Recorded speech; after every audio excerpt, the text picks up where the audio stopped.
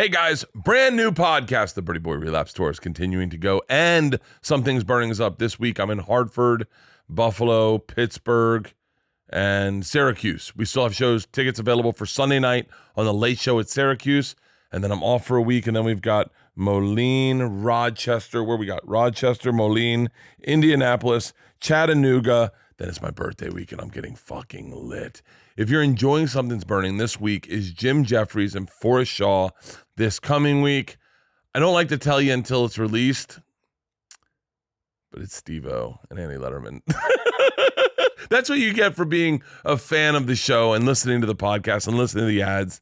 It's coming out. It's a banger. And if you want to see the extended clips and more content, we're putting more content. We're putting it all up at birdieboyproductions.com. There's a paywall behind it. You can see the full episodes, unedited. I think hour 45 for most episodes. We cut them down to an hour for YouTube.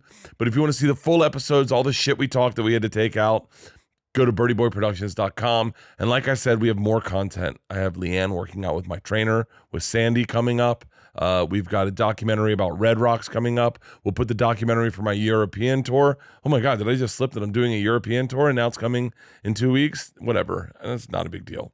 Hey guys, let's get to the podcast. I want to thank the guys over at YMH for letting me do the intro here. I am in Austin. We did 4 great episodes of Two Bears, One Cave. Check out Tom with Greg Fitzsimmons last week. It's a banger. Tom's guest bears have been awesome. Who's this week? Is this week me and Nadav? Yes. This week's me and Tom. And then, and we got 4 of those coming up. We're trying our hardest to make sure everyone gets free quality content. Today's episode, this man really needs no introduction. If you don't know who the Liver King is, I don't know what to tell you. You're about to get an earful, an eyeful, and a mouthful. We eat raw liver. We eat raw lung. We eat raw testicle. We eat bone marrow, raw. This guy is a fucking cannonball. He is an awesome dude. We had a great conversation. And I will tell you, man, he hit some really strong points. In this interview, I really kind of walked away. And I kept thinking of a few things he said. One, namely, rites of passage for young men. I thought that was like, yeah, man, we've really dropped the ball on rites of passage. It's a fantastic episode. I don't really need to say much more. You're going to love this guy. Without further ado, I don't know what to call him other than the Liver King. Ladies and gentlemen, the Liver King. I just started Sober October. Yesterday was my first day of sobriety, and so I'm dragging ass. So I'm gonna help you out with that a little bit. I'm gonna share. I want to talk about that because I find that I find that fascinating. I heard you on Fighter and the Kid, and those guys are amazing. Oh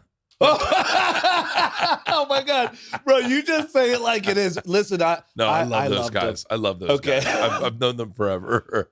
They're great dudes. So wait, what was the NDA? I thought you said the NBA, and I was like, wow, how off-brand is this? And here's the thing. He's like, I want to talk about what's going on in the NBA. I was like, I never thought you'd be a basketball dude. guy. When I go on podcasts and people ask me about names, yeah, and I live in such a primal bubble. Yeah. I tell them, listen, I don't know shit about what's going on in the world. Yeah. If there's a hurricane coming, I don't know about it. It's so funny.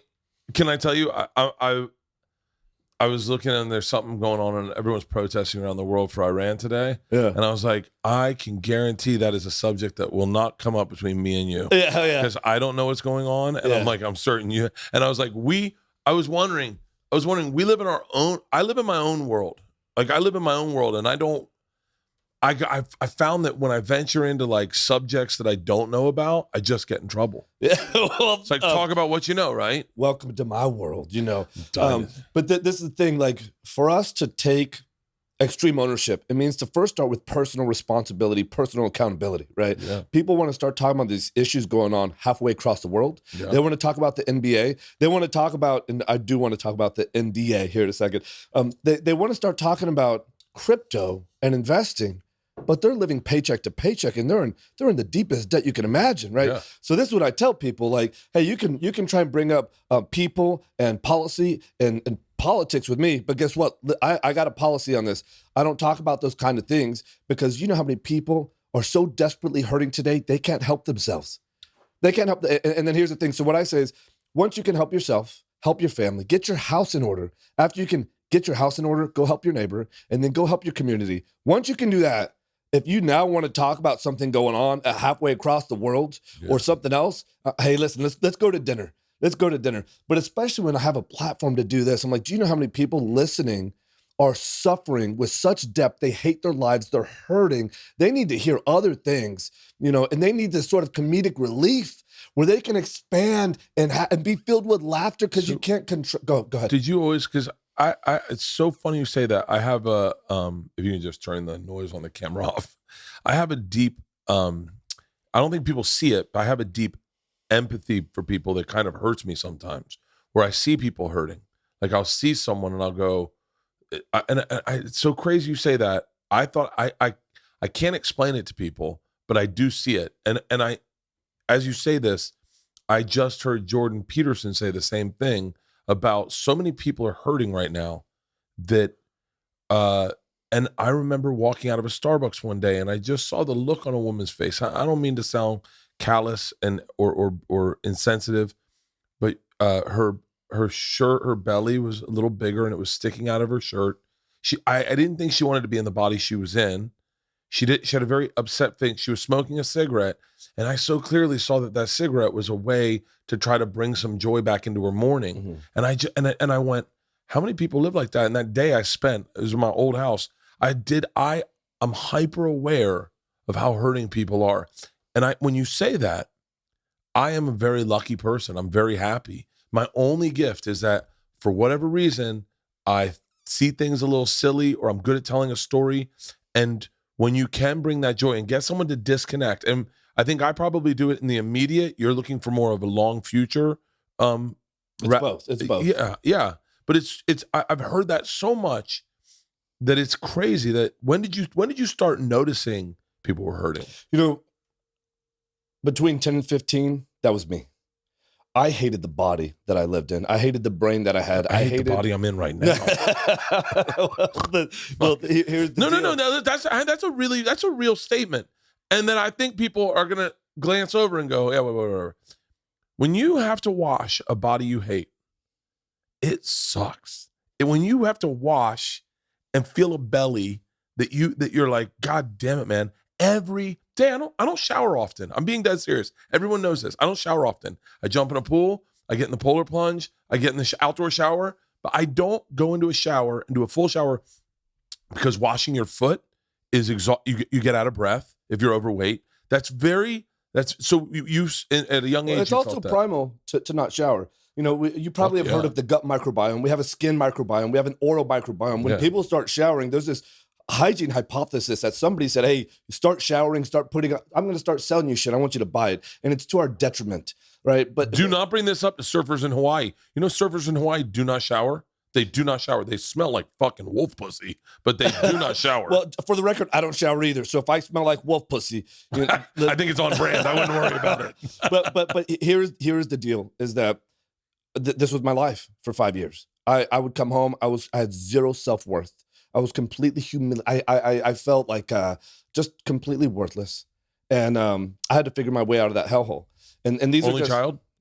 I have an older brother. Yeah, but my older brother was off doing his thing. He didn't give a shit anymore at this point. I grew up without a dad. I didn't have a dad to put me around his arm and say, "Hey, here's how you need to stand up for yourself. Here's what you need to do." I had to figure out, this thing myself. And again, I want to make this really clear. I couldn't be more grateful. This was the first toughest thing this was my first true rite of passage. Yeah, we all need to have these rites of passages. But when I come on any podcast, I try and just explain how grateful I am to be here. Because I want to just frame this with these facts, because you can feel when people are hurting, right? But the facts are 85% of people have self-esteem issues. 80% struggle paycheck to paycheck, live beyond our means. And it's because there's something in our head that says, if we go buy this watch, if we go buy this car, if we go buy this handbag, and we live beyond our means, we're going to attempt to express value, worth, and potential outside of ourselves, extrinsically, right? Mm-hmm. But our real value, this, it comes from in here. And that stacks and compounds over time. 70% of us are overweight, half are obese, 50% are on prescription medicine, 40% have or will get cancer, and 20% can't have kids, are completely infertile.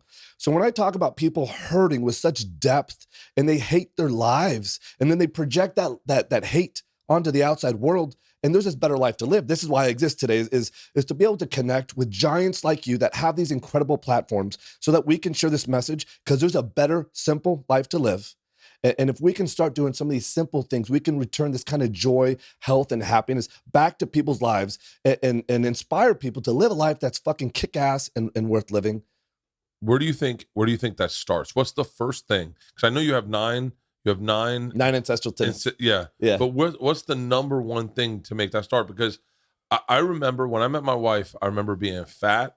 I still had my hair. My teeth were okay. And I remember thinking, if I want to be with the person that I want me, because I was dating girls that I didn't want to be with. And I go, if I want to meet that woman, I got to be the person that she wants to be with. And the first thing I did was I just skinnied up my diet. All I allowed myself were chicken wraps that I would make. Like I'd grill a ton of chicken, cut them, slice them up, put them in a tortilla with some cheese, hot sauce. And that was everything I ate. And then at night I got steak and vegetables. And I hiked. I did 2 days. I did spin class and I hiked. Yeah. I did 2 days. Yeah. Those were integral. This is what I looked like. Oh, hell yeah. Yeah. And so, I mean, that guy was also broke. How old were you and then? Not doing arenas. What? Yeah. I was 29. At 29. And here's the deal. I talk about this all the time. And then we get in really good shape. And we put our best foot forward to meet our complementary opposite. Yes. And then all of a sudden we get comfortable. We might lose a couple of pounds to get married and take pictures for the honeymoon, but then in perpetuity we gain 5 pounds a year, and then we wake up next to a beast. And maybe it's because we also became the beast. And somebody said, hey, this is okay to start doing. And I'm sure everyone still loves their complementary opposite, but we need to not just love them, we need to also lust them, right? So if we attract our complementary opposite, this is the thing, this is what I'm here to preach today, is these 9 ancestral tenets make it so much more effortless. What I hope so I will tell you where to start, because people are working hard. I know a lot of people working really hard in the gym, and they think they're eating some of the right stuff. But if you're sleeping like shit, and if you shield like shit. By the way, as you do this, I go, 4 or 5 times I went, that's me. That's me. Yeah. That's me. Well, and 50% are obese. That's me. You keep going. Well, this is most of the world. Yeah. And again, this was me too. This was me as well. So again, I know what that feels like. And because we discovered this out of first principle thing. Our kids were so sick. They were taking ambulance trips to the hospital. They could not breathe. The first thing my wife and I were talking about is asthma. It was way beyond asthma. Inflammatory? It was very severely immune in nature. Like they could go into a new house and just a new environment, they would break out in hives. And they almost all the time were just kind of wheezing, but then their throats would close up, and then they couldn't breathe at all. Jesus Christ. Then the ambulance, and so when they couldn't breathe like that, immediately we think, okay, we need to have more kids, right? But the reality of it is, just so we're clear, that's not where my brain went. No, I know. I need more kids. We're gonna lose these at a quick clip. Well, here's the thing. Every time I say that, she gets really offended. She's like, you shouldn't say that. No, I love it though. I said, I think I can say that here. And so the deal is, we figured this out because they couldn't breathe.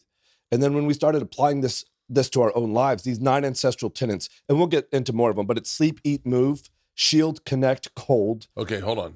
Can I get a pen and a paper, please, guys? Sleep, eat, move makes fucking complete sense to me. Sleep, eat, move. That's like, you could, that should be a shirt. I don't have a pen. This pen doesn't work. That should be a shirt. Sleep, eat, move. Just sleep, eat, move. In that black with the sleep, eat, move I don't have any disagreement with that. How many hours should you sleep a night? I think that you need to plan to be in bed for 9 hours. Okay. You need to plan to be in bed for 9 hours. You want to have 8 hours of sleep, but what's exponentially more important than that is the quality of sleep that you get when you're there. I'll show you my sleep last night. It was on my Whoop. It was horrible, but it was my first night not going to sleep with a fucking couple Tito's and sodas. I'm drinking tequila now. Please tell me you can allow tequila in this sleep, eat, move thing.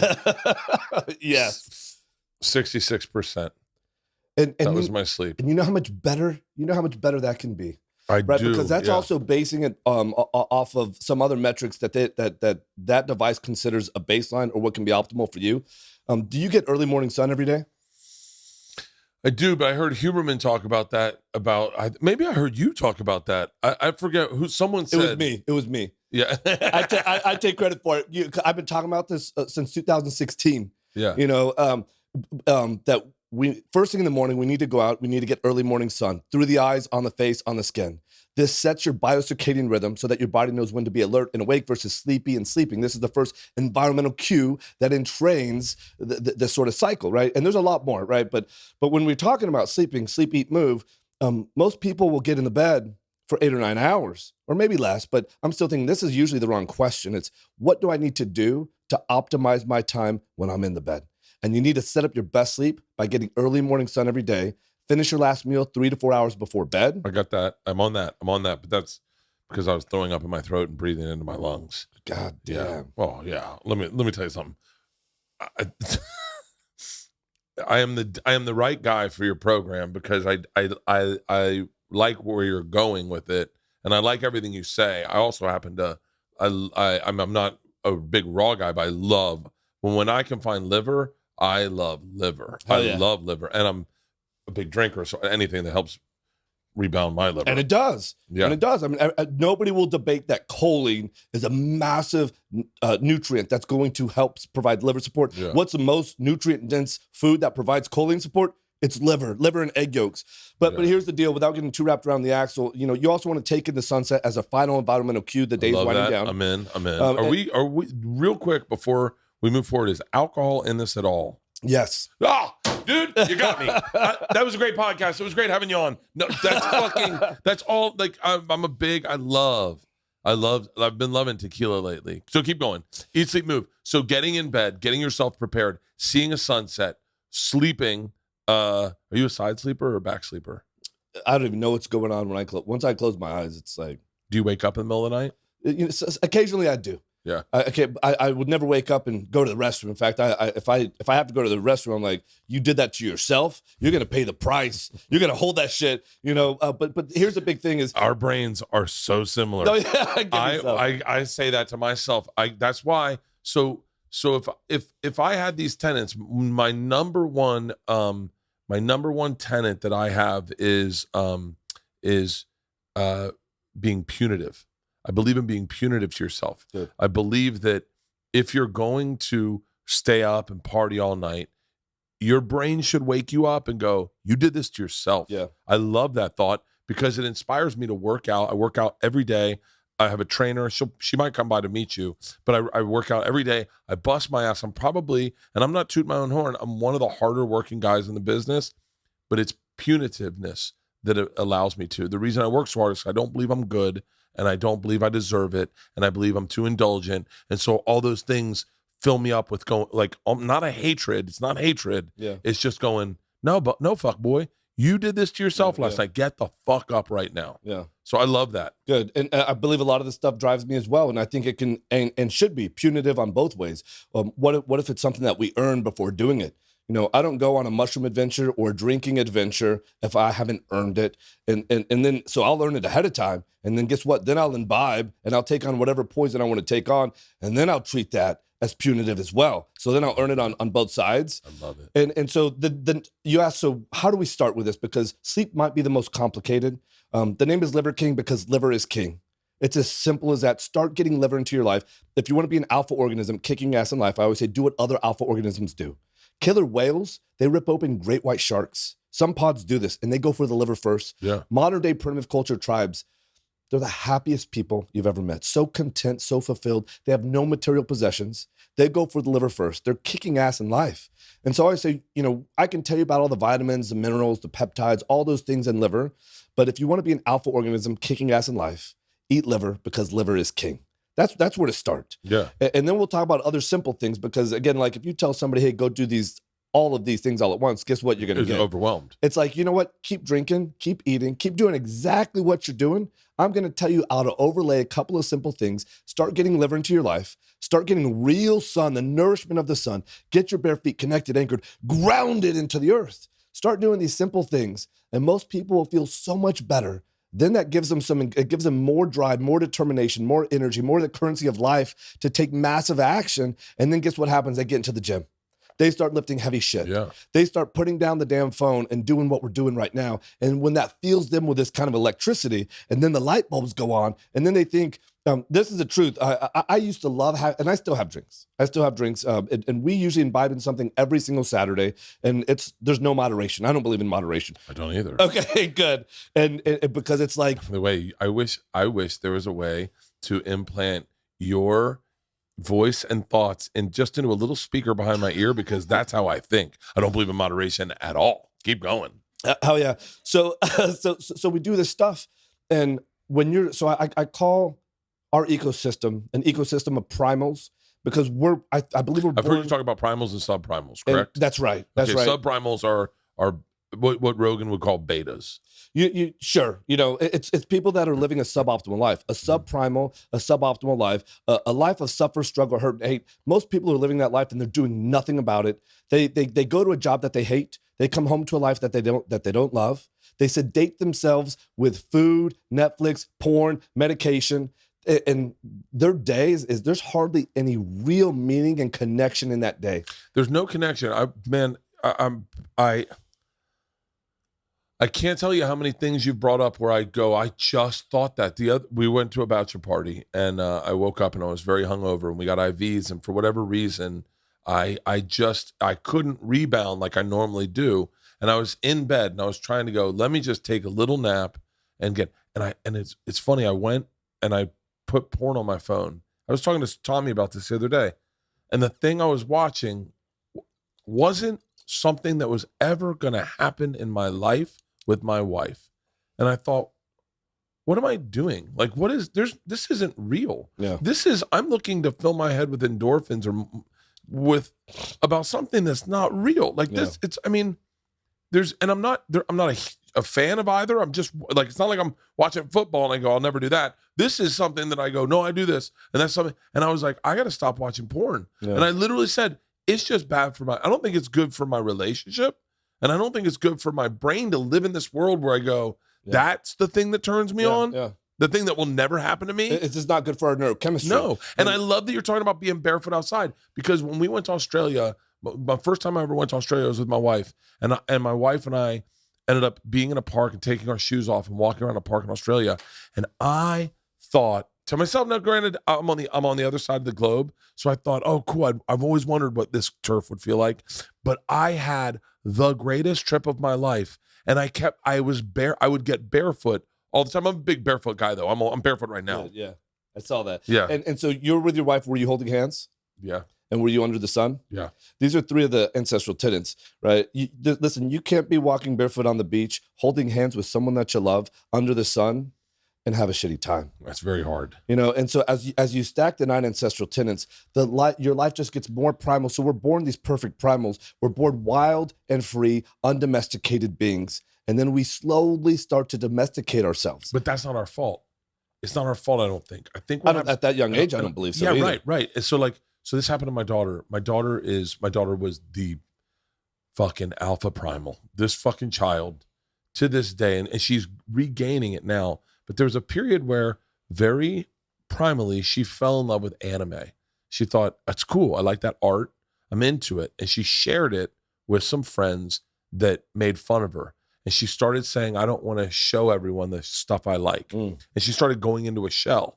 And I was like, that happens. And that's unfair to me. That happens to little kids, that want to blossom and be the ultimate version of themselves, like you unabashedly are right now. Like, that's the cool thing about you, is that you're not pretending to be this. This is what you are, and this is who you are.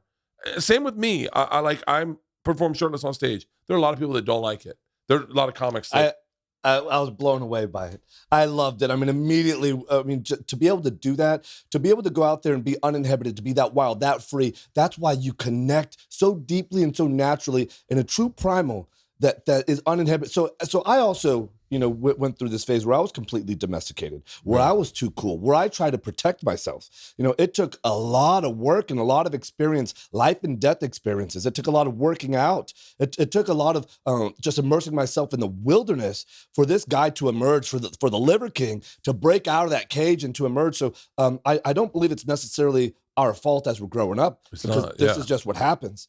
But then what happens is we are to blame, I believe, when we get to a certain age and we watch everyone buy into an assimilated life and we go, oh, I need the stereo system. I need the job that gets me the stereo system. I need the thing that gets me I want a Honda Civic. Yeah. He's got a Honda Civic with the leather interior. Well, I want one of those. And that is when, and that happens, I think, in college, out of college, where you start, and then all of a sudden you're following down a path. And I apologize, but you're inspiring me to feel like this is stuff that I agree with everything you're saying.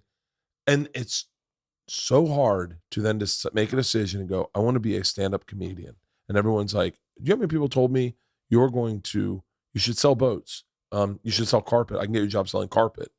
And so many times I was like, am I a fucking idiot for thinking that I believe in myself? Am I an idiot for doing my own path? Yeah. I mean, so many people thought I was a loser out loud. I'd hear them say that at Thanksgiving. You go back to Tampa and they're like, yeah, he's still doing the whole comedy thing. Well, he'll be back in a year. Yeah. And to be able to embrace your primal self and say, this is who I am. This is what I do. And then even being a comic and then going, I want to perform with my shirt off. And so many people going, that's the dumbest thing I've ever fucking heard. But embracing that primalness, I think that's that path to happiness you're talking about. It absolutely is. And once you discover your real primal potential, yes, this kind of connection. You need a fucking summer camp. Okay, I'm not even joking. I'm not even fucking joking. By the way, you need a summer camp where people go in, because when you think about your happiest times in life, right? Now, my happiest times are right now, but like, I think of like, I could ride a bike from neighborhood to neighborhood when I was a kid. I'd maybe ride 15 miles. Yeah, same here. And never once did I feel like it was a workout. Never once did I have to put headsets on to do it. Never once did you'd pull over. I grew up in Florida. You'd pull over and do an orange grove and grab an orange, peel it. And that was your lunch. I wasn't starving all the time. I didn't need coffee to get me there. I never thought at the end of the day, I'm going to definitely get a cocktail for doing all this. Yeah. I just lived in this perfect primal being that was just like, oh, it was the fucking greatest. Yeah. Now a word from our sponsor, BetterHelp. When you're going through issues, as complicated as they may seem for you, they may be a little easier with the help of someone else. I say that from my own past experience. I will be sitting in problem-solving mode when facing something challenging in life and looking for a solution. And when you bring in a therapist, it can make it easier for you to accomplish your goal, no matter how big or how small. If you've ever thought about using therapy, and I say using because it's a tool. It's a tool to help your problems become a little simpler for you to wrap your head around, for you to deal with. Sometimes the biggest problem when you talk about it in therapy, all of a sudden doesn't seem that big anymore. And then a month later, you're like, wow, I can't believe I was stuck on that. But if you weren't in therapy, you'd be stuck on it for a month. You'd be thinking about it every day, day in, day out. If you're me, I'm in therapy. I do online therapy. I've found personally that with online therapy, it's more affordable. It's very convenient, very accessible. And if you're thinking about giving therapy a try, BetterHelp is a great option. You can get matched with a therapist after filling out a brief survey and switch therapists anytime. And like I said, it's convenient, accessible, affordable, and entirely online. When you want to be a better problem solver, therapy can get you there. Visit betterhelp.com/Bert today to get 10% off your first month. That's betterhelp.com/Bert. I don't have any tattoos. I don't have any of them. I don't have any ink. I got nothing. My wife does on her ankle, and it looks horrific, mostly because her ankle's dry as shit. So we got this Mad Rabbit, right? You got to check out Mad Rabbit.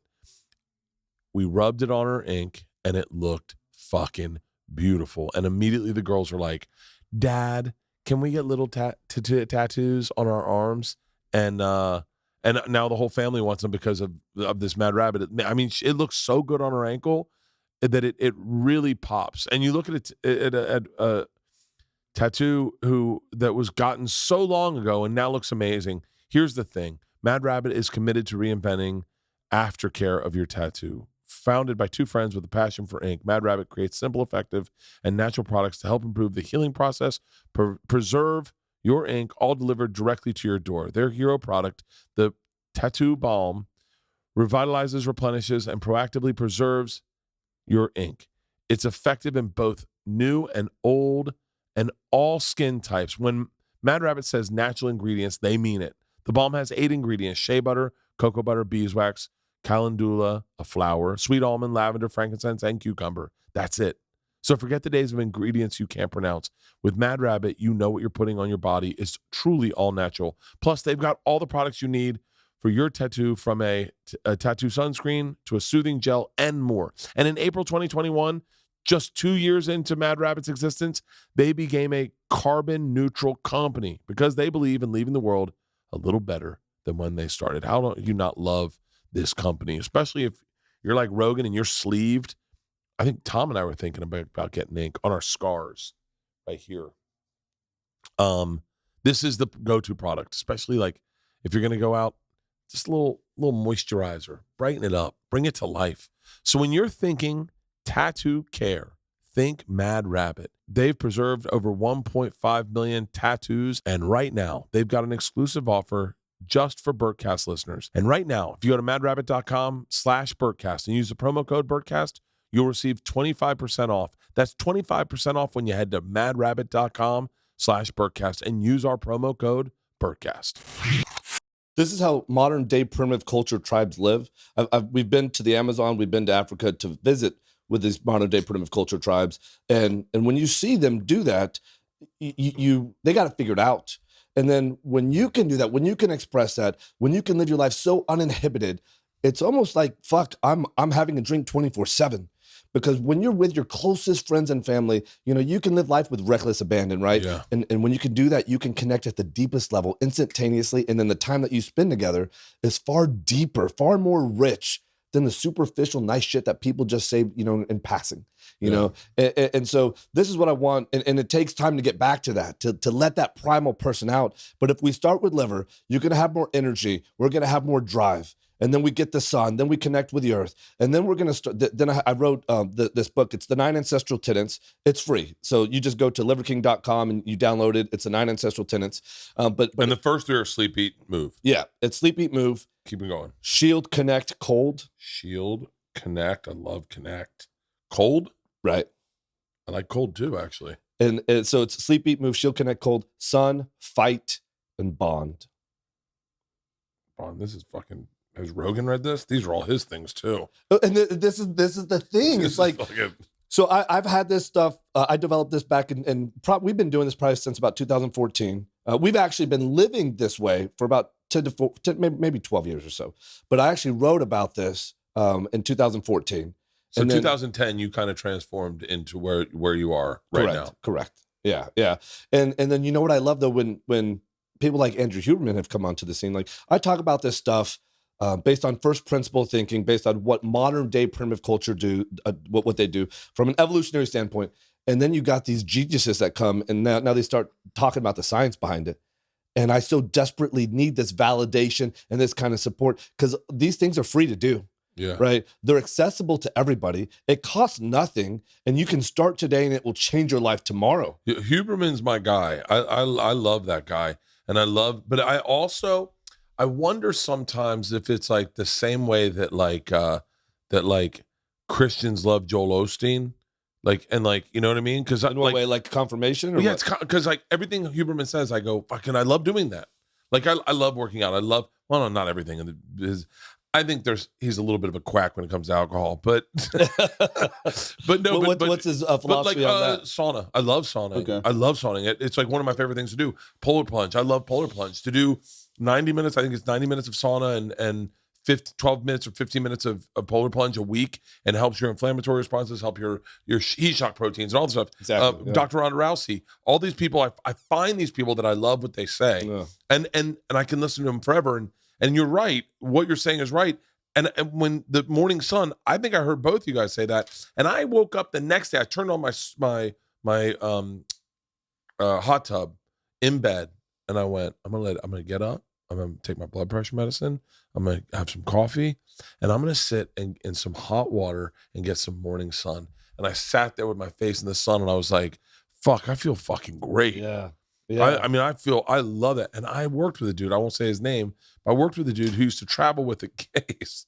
I'm not laughing at him, and I apologize if it sounds like I am.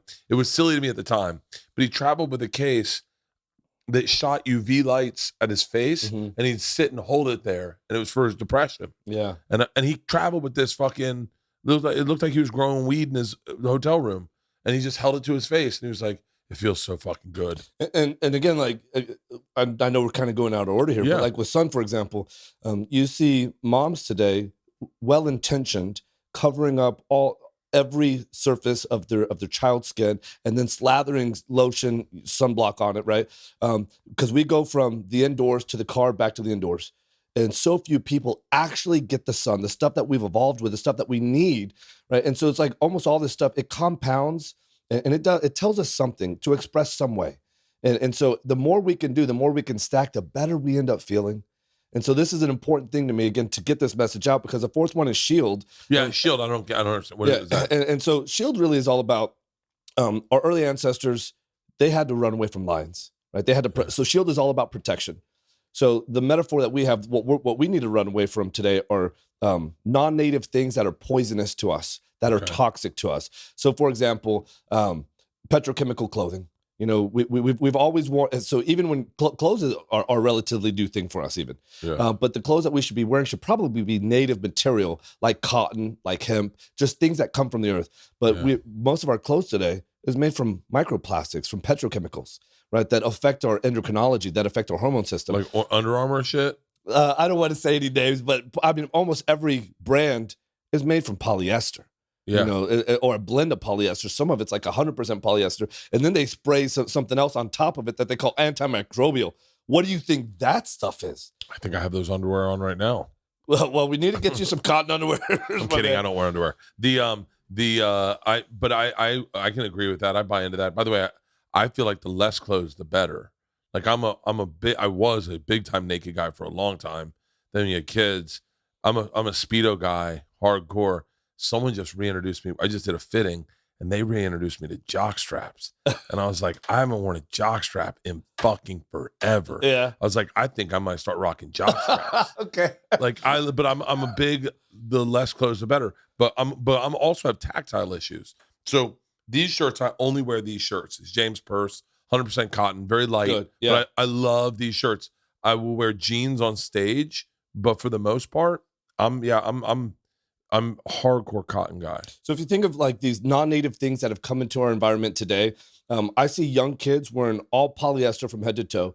They got their cell phone next to their dick and balls. Yes. They got this new watch that's also sending and receiving data, right? They're wearing deodorant that has aluminum and non-native scents, fabricated processed scents inside of them. And then they spray themselves with other fragrances. I don't understand that. I do not understand cologne and perfumes and stuff. I don't get that. It's almost like we got indoctrinated to believe that this scent is the thing we should want to smell. Yeah. When I'll tell you very candidly, my friend Nathan Florence, who is a professional surfer, is easily one of the worst smelling human beings I've ever smelled in my life. And he goes, "Oh yeah, I don't wear deodorant." But after being around him, you don't mind it as much. It's like the first smell that you go, the same way you get in an Uber and you go, "Whoa, what the fuck is that?" It was the first scent. And I went, that's not that bad. And then if you don't wear deodorant, you don't notice it at all. That's right. You don't notice it at all. Yeah. And so then I was like, wait, I didn't wear deodorant either. I said to him, I go, "Is that me or you?" He goes, "It's definitely me." Yeah. And then we went and drank Mai Tais by the beach. I was like, I don't smell them at all because I smell. I didn't shower either. Yeah. And then all of a sudden, all you just smell is just, it's you, really. Yeah. It's not. Well, and guess what? This is how men smell. I remember when I started doing this, Liver Queen says, "Hey, you smell like shit." And I said, "Get used to it. This is how a man smells, you know?" And again, we're indoctrinated. We're trained, to buy what somebody else prefers or tells you how you should smell. And guess what? Now Tom Ford. All of a sudden, Tom Ford tells me what smells good. Well, I don't think Tom Ford, no offense to Tom Ford, but if we were out hunting, I think he'd be the first thing everyone smelled. Right. I don't think he'd last a minute in the fucking jungle. Right. But all of a sudden, because I don't like cologne. I've never liked cologne. I've worn it one time as an adult, and it was to go see Sebastian Maniscalco perform. And then here's the thing. Everyone's wearing it. So guess what? You're just like, you think that you're wearing it to separate yourself. Oh, I smell good. Guess what? Everyone smells the same way you smell. But you know how people don't smell? They don't smell the way that we smell when we don't wear deodorant. And these things have xenoestrogens or foreign things to us. So when I talk about shield, I'm talking about from what we wear, what we breathe, what we surround ourselves with, the cell phone next to the dick and balls, being around Wi-Fi 24/7. So the main thing I'm going to tell you about shield, I'm going to make it really simple because it's great if you can ditch the deodorants. It's great if you, and some people say, oh, I can't do that. I got a job. But you can still find natural deodorants. Like crystals and stuff. And guess what? We're supposed to sweat. Like right now I'm sweating. You know, this is my air conditioning. We're not supposed to block these thermoregulatory mechanisms we have. It's why they eat spicy food in equatorial countries is because it helps cool them down. Yeah. So what I try and share with people, I know you're not going to make massive sweeping changes. So just get your cell phone out of your pocket. Put it in airplane mode when you sleep. And guess what? You don't need your Wi-Fi when you're sleeping either. Put your Wi-Fi on a timer. Just do those simple things to start shielding. And then you can go off the deep end with shielding, right? But let's just start there. And then as you start to look better and feel better and function better, you're going to say, oh, how far can I take this? I'll tell you where I take it. This is going to sound horrible. I don't enjoy brushing my teeth with toothpaste. I've never found a toothpaste that tastes good to me. It's so foreign from what I'm not a big mint guy. I don't eat a ton of mint with my food. And so all of a sudden, the fact that I have to wake up and have mint, it's always bothered me that I can't get something. And there was a period where I was brushing my teeth with soap because you brush your teeth with soap? What kind of soap? I can't believe I'm blowing you away on fucking. By the way, Segura just clipped that out, and he's like, "That's how I." So I would just get soap. I would get soap in the hotel rooms because I travel with a toothbrush, right? And so one day I have my toothbrush in the bottom of my backpack, and so I go, I gotta wash it because I don't know what the fuck's on it. And I wash it, and I look at the toothpaste, and I go, how bad can this soap be, right? And so I brush my teeth. I go, it's just as bad as toothpaste to me. Yeah. And by the way, I'm a little weird. So like I started brushing my teeth with soap, just a little bit of soap, and then you got a clean toothbrush, clean mouth. I'm real big into water picking. Like I love water picking. I water pick probably 2-3 times a day because for me that cleans my mouth. And then what I do now is I'll do a raw toothbrush, water pick, raw toothbrush, and then I figure you just fucking eating food. But I have a really hard time with toothpaste. I've always had a hard time with toothpaste. I'm glad because this falls under the shield category. If you look at what's in most modern day toothpaste, and if you look at what's in the mouthwash, this stuff, we were never supposed to be to come into contact. Yeah. There's a reason why it says, if you swallow this, you need to call poison control, right? But it's affecting our mucous membranes. We're still assimilating this stuff. I don't know if you've heard my whole thesis on this, but our early ancestors, they didn't brush, they didn't floss, they didn't get cavities. Modern day primitive cultures, guess what? They don't floss, they don't brush, they don't get cavities. They have beautiful teeth. They're beautiful people. Right? I don't brush my teeth. I haven't brushed my teeth in over a decade. God, I fucking love you. I don't floss. I don't do any of that stuff. Do you take like a towel to them sometimes? No, I don't take a towel to them. And Liver Queen is a retired dentist, and every once in a while, for real. By the way, you called her a what did you call her? Biological dentist? That's time? Right. Yeah, as opposed to what? Yeah. So the thing is, every once in a while, I'm like, hey, give me reassurance. How do my teeth look? And she'll say, well, your breath might not smell the best, but your teeth are good to go. Yeah. And so here's the thing. I get it. If you want to brush your teeth, don't be under the illusion that you're doing that for dental health.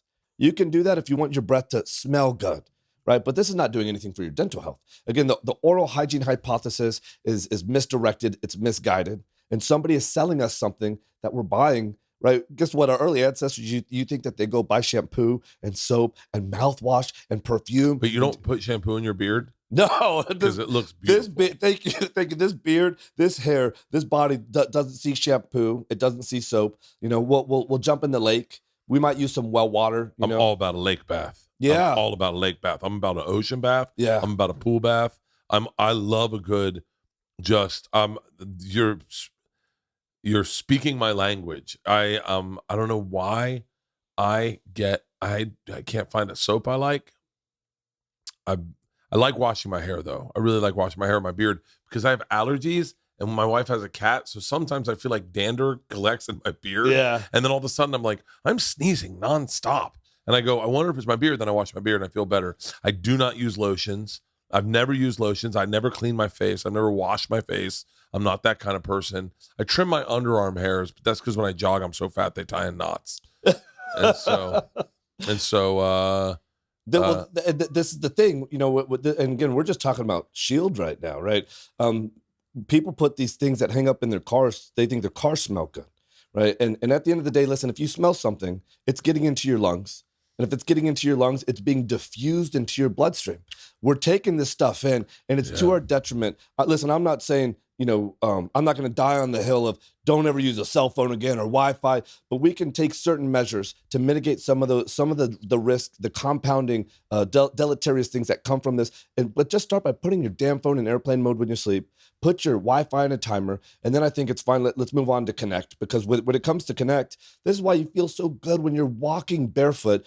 Is modern day beds, elevated beds, shoes, housing, cars, we no longer come into contact with the earth anymore.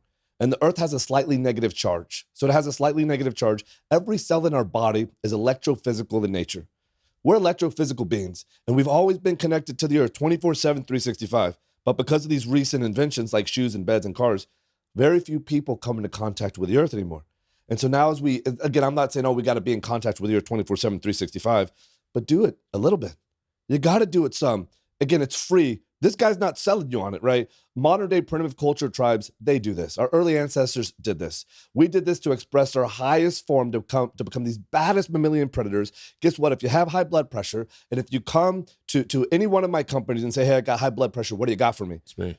Well, we're not selling you something that you're going to pay money for. What we're going to say is get your bare feet connected, anchored, grounded into the earth. Make sure you get midday sun. Do a couple of these things that support nitric oxide dumps to open up those blood vessels. Nitric oxide dumps. Because you say things, and I don't know what you're saying, but I am agreeing with you. Okay, like when you go, the earth's negatively charged.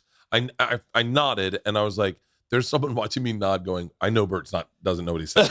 well, let me tell you, when it comes to nitric oxide, that's a main driver that releases, that relaxes our blood vessels, right? And so if we don't have adequate nitric oxide, our blood vessels are going to be more vasoconstricted.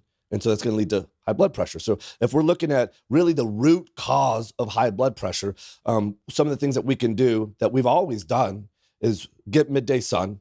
If you get connected to the earth, if you do workouts like what you're doing, you're going to have nitric oxide dumps that are going to release or relax that vasculature, and is going to lower your blood pressure. My favorite feeling in the world is the second my workout's over, I do these compression boots in there. They're called fucking whatever I think Hyperice makes them. Normatec compression boots. Yeah. And I sit in there, and it's the greatest feeling. I feel like I'll live forever. That feeling of that post, I don't know if it's a morphine dump of just positivity into your brain. Yeah. But that's the greatest fucking feeling. And I love, in Florida. You do that at the end of your workout. At the end of my workout. Yeah. In Florida growing up, I would, laying in the sun, there's a feeling, so many people are scared of the sun. You don't have to lay out in the sun for an hour, in my opinion. One of the best things is you can feel the world the earth hug you, the universe hug you. If you've been indoors all day, take your shirt off and go and lay on the grass and let the sun heat you up. And all of a sudden I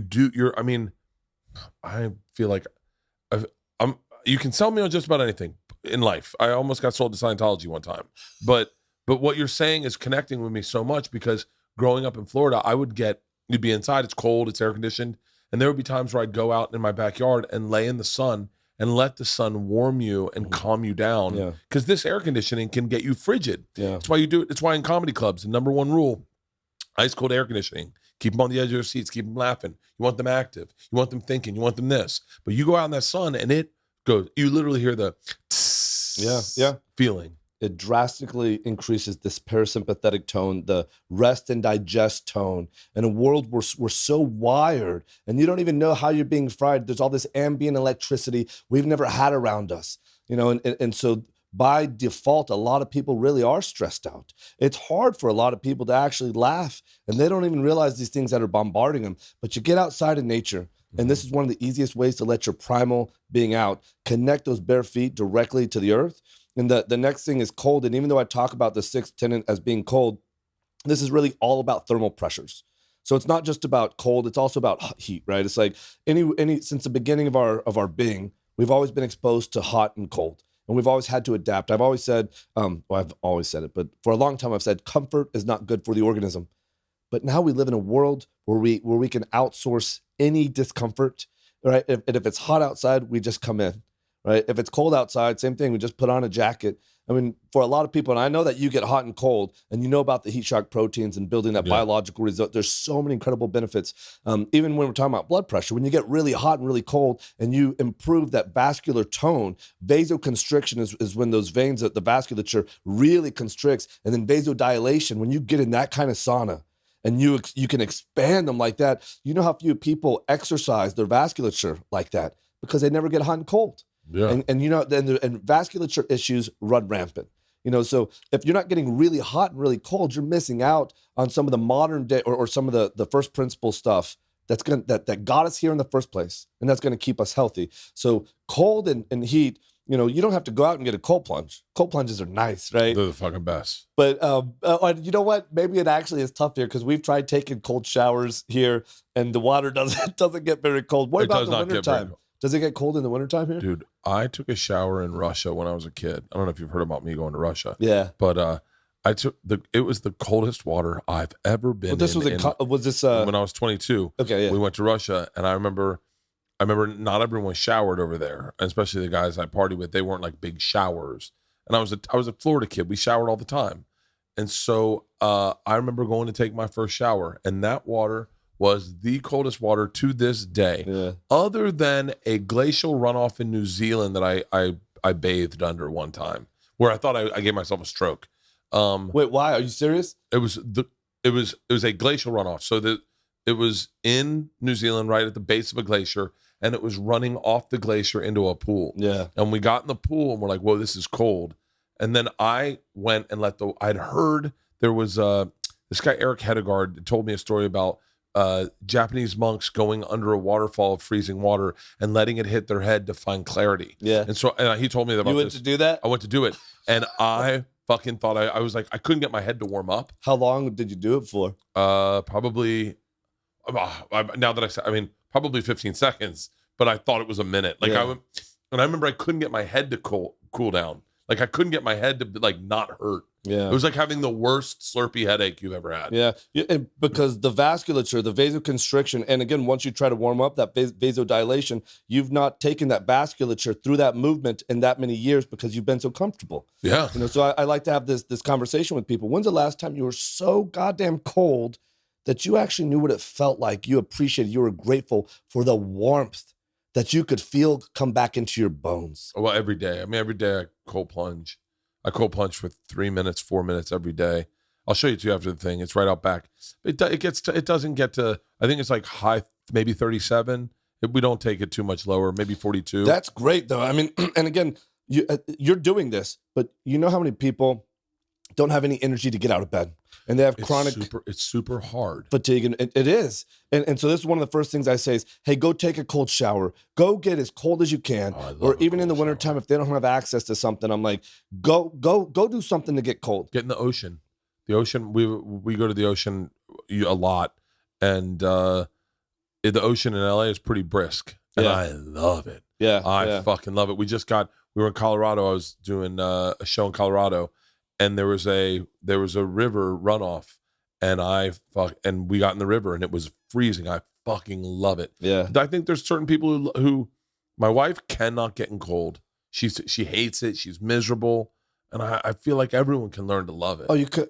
I don't know about love it, but I mean, everyone can do it. Everyone can do it, and then guess what? When they do it, they do love how they feel after. After it, you feel fucking amazing. Yeah, you feel amazing after it. Yeah, it's the truth. Do you have like, as I was talking to you, I was like, oh, there are things I bet that I think are in your life that aren't. Like, first thing I was like, I bet he didn't get vaccinated. but do you have like a comforter? No, wait. I'm sitting here talking to you going, what is this? Because I was like, what does your bed look like? And I was like, I bet my bed looks so almost Victorian compared. Like it must look like let them eat cake, because I am a big comforter. 5 pillows. I like to cuddle with pillows. Yeah. What's your bed look like? Yeah, and you know, a lot of people have beds like that. And then a lot of people hit snooze 5 or 6 times. And a lot of people, the first struggle, the first fight they have in life is getting out of their bed, waking up from their slumber, you know? And then I talk to them about the rest of the routines, and they go take a shave shower. They spend 10 minutes picking out their outfit, right? Then they go do meditation, they journal, they do yoga. And I'm like, holy shit, this is your morning routine. You realize you just spent half the day completely unproductive. One of the things you can do is have an uncomfortable bed. Katie Bowman wrote this book about biomechanics, and I would say 10 or 12 years ago, we started sleeping on the floor, directly on the floor. And we tried this for a year. And I said, hey, I don't like sleeping on the floor. And Lever Queen's like, oh, I love it. We're all going to do it. And so we had the kids do it. We did it. But then for a year, I'm like, I have bone bruises. I'm like, it's not working out for me. Yeah. And so we gave me a couple of blankets to sleep on. And that kind of mimics some of the natural earth that are primitive. Well, yeah. I mean, when you sleep outdoors, you're not sleeping on the fucking cement. We were sleeping on hardwood, and she loves it. That's what she still does today. Is she sleeps on that. That's how she likes it. I'm like, listen, our early ancestors would have not picked like, let's go sleep on this rock. Well, but you know what it is? I wonder, because have you ever been bone tired? Like I'm talking in an airport, I traveled one time from Amsterdam to Bari, Italy, and we got on a ferry from Italy to Greece, and I did not sleep the whole time. And once I got on that ferry, just to find a little place of part of the ferry where I could be alone and I could fall asleep, I laid on a like a bamboo mat, like a rollout mat, and I had one of the best sleeps of my life. And I wonder if our ancestors were so fucking tired from not getting eaten by lions that they were like, just get me in the corner of a cave, I'm good. Yeah. But they do have sand, and then you think sleeping on the beach. Absolutely. You know, like there's got to be ways to make it a little more comfortable than just your regular floor. Well, that's how I justified it. I'm like, okay, fuck it. You know, we go and we visit with some of these tribes. Ain't nobody sleeping directly on rock. I'm like, okay, Liver Queen, guess what? I get 2 blankets. I'm going to get 2 blankets, and you're not going to make fun of me because I'm more ancestral than you now by doing this. And so if you look at our beds, there's a Liver King house tour on YouTube. I have wooden planks. You have a nice house, right? We got a nice house. Yeah, we got a nice house. And so we sleep on a wooden plank bed. And, you know, when I wake up in the morning, I'm not like, oh, it's so comfortable in here. I'm going to hang out. I'm going to hit snooze. You know what? My bed's not comfortable at all. And I got a life to go fight for. So with your bed not being comfortable and you having a fight in your life, I jump out of fucking bed. So then what's your day look like? Yeah. So I mean, like just a curious, like, because like, I'll tell you, I'll give you real quick. This is how mine started today. I was in my bed. Our dog was barking. My wife came in. She jumped on top of me and gave me a hug because I've been gone. And now I'm waking up. So what I do is I grab my phone. I check emails. I check TikTok. I look at my calendar. This is gonna sound so. What do you check on TikTok? Not TikTok. I'm sorry, not TikTok. I don't have TikTok. Just Instagram. I just look at Instagram, gotcha. And then Instagram Explorer. Like everything for me is fucking horrors. Jesus Christ. It's everything surfing videos or boat launch videos, a lot of ocean shit, a lot of polar plunge shit, workout stuff. This guy sent me a kettlebell workout. And so then that is the thing that wakes me up. And then coffee, blood pressure medicine, came out and I had a fitting and I was asleep for half of that. I mean, I was just going through the motions. Did not have any morning sun. Still haven't had any morning sun. When I walked out to greet your guys, it was the first bit of sunlight I got. Yeah. And but today's a big day for you because this is your first day when did you have your last drink? In Vegas 2 nights ago. So, but yesterday I was hungover. I worked out. I was hungover. I wasn't right. I was just off all day. Yeah. Last night we left. Our bus call was at midnight. Got here at 4 a.m. Kind of got in bed, so I just haven't slept really. That's pretty hardcore, yeah. I mean, and then you haven't done a cold plunge today, have you? I haven't done anything today. So I mean, the thing is, like, you know, we'll get wasted, and then the next day I'm like, oh, I feel like shit, you know. Cold plunge, man. We get the cold plunge, and guess what? Woo! Rights that fucking again. Boat immediately. Yeah. Having a great looking beard requires work, you're talking to an expert right now. Whether it's beard growth oils, styling products, or top-of-the-line trimmers, there's a small army of products required to grow your best beard, and you are looking at the best beard in comedy right now. Luckily, Beard Club is here to help you out. As the leader in beards' first men's growth and grooming, Beard Club delivers quality hardware and consumables that help you get a better, thicker, fuller-looking beard. Take a look at this. Look at these lines. You see that?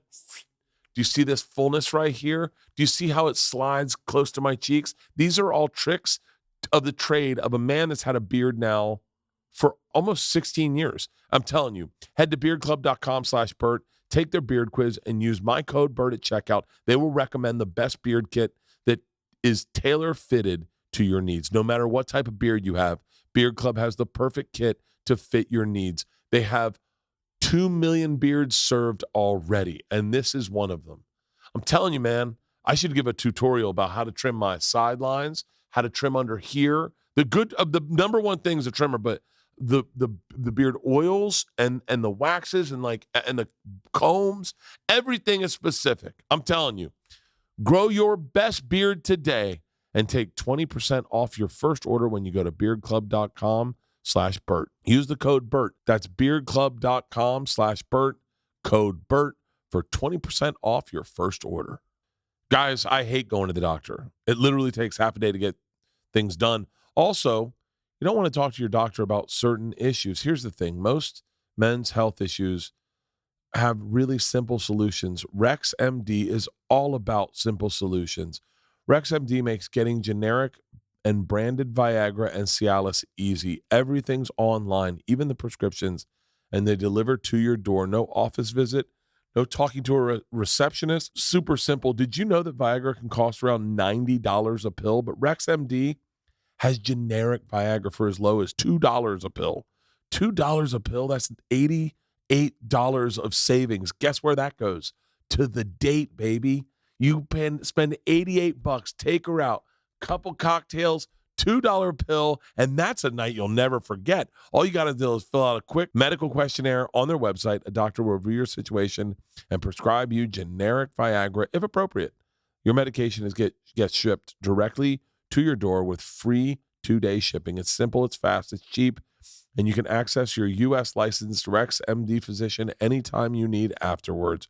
Rex MD has helped over 300,000 guys get generic Viagra quickly and conveniently. Rex MD just works, and it works the very first night.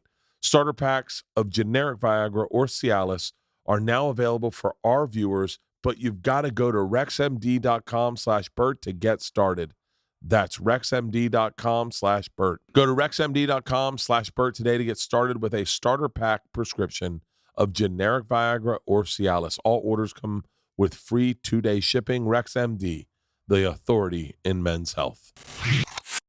The day I decided I was a sauna dude, I went, that bed looks fucking comfortable.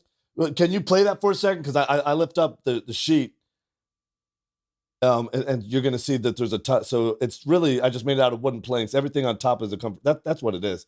And you got a couple of little sheets that we sleep on there. You love sleeping inside my body. I'm so fat, I don't get bone bruises. I could definitely sleep on wood and not feel it. I'd be like, whoa, is there a bed cushion on this? Dude, a sauna. We took girls up to Yosemite with a bunch of friends, and they had a sauna in there, and we all woke up hungover as shit. And I went in the sauna and then took a cold shower. But I didn't have polar plunges forever. I had, I was a cold shower guy. I'd go sauna and then cold shower, cold shower. And I lost my hangover disappeared immediately. It's incredible what that does. It is. And by the way, I need Huberman, I need science on that. Yeah. I need science on that because I don't know why it happens. You know what I'll do sometimes if I'm drinking and I've had a little too much to drink, I do a cold plunge and it fucking rights my boat. It's almost like a bump of cocaine. Not that I don't know if that's one of the tenets, but but I think it's pretty ancestral. I think that's all natural stuff there. It is. But the thing is, that's pretty much your morning routine. So that's my morning routine for today. Usually it's that, and then go immediately into my workout, and then after my workout, I'll sit outside. I'll take in some sun. I do gratitudes. Like I think of things I'm grateful for. I try to measure my happiness. I try to find things that are making me unhappy and pull them out of my life and try to isolate them. Like things where I go, well, shit. Trying to think of something recently that makes me unhappy. It's very easy to do with people.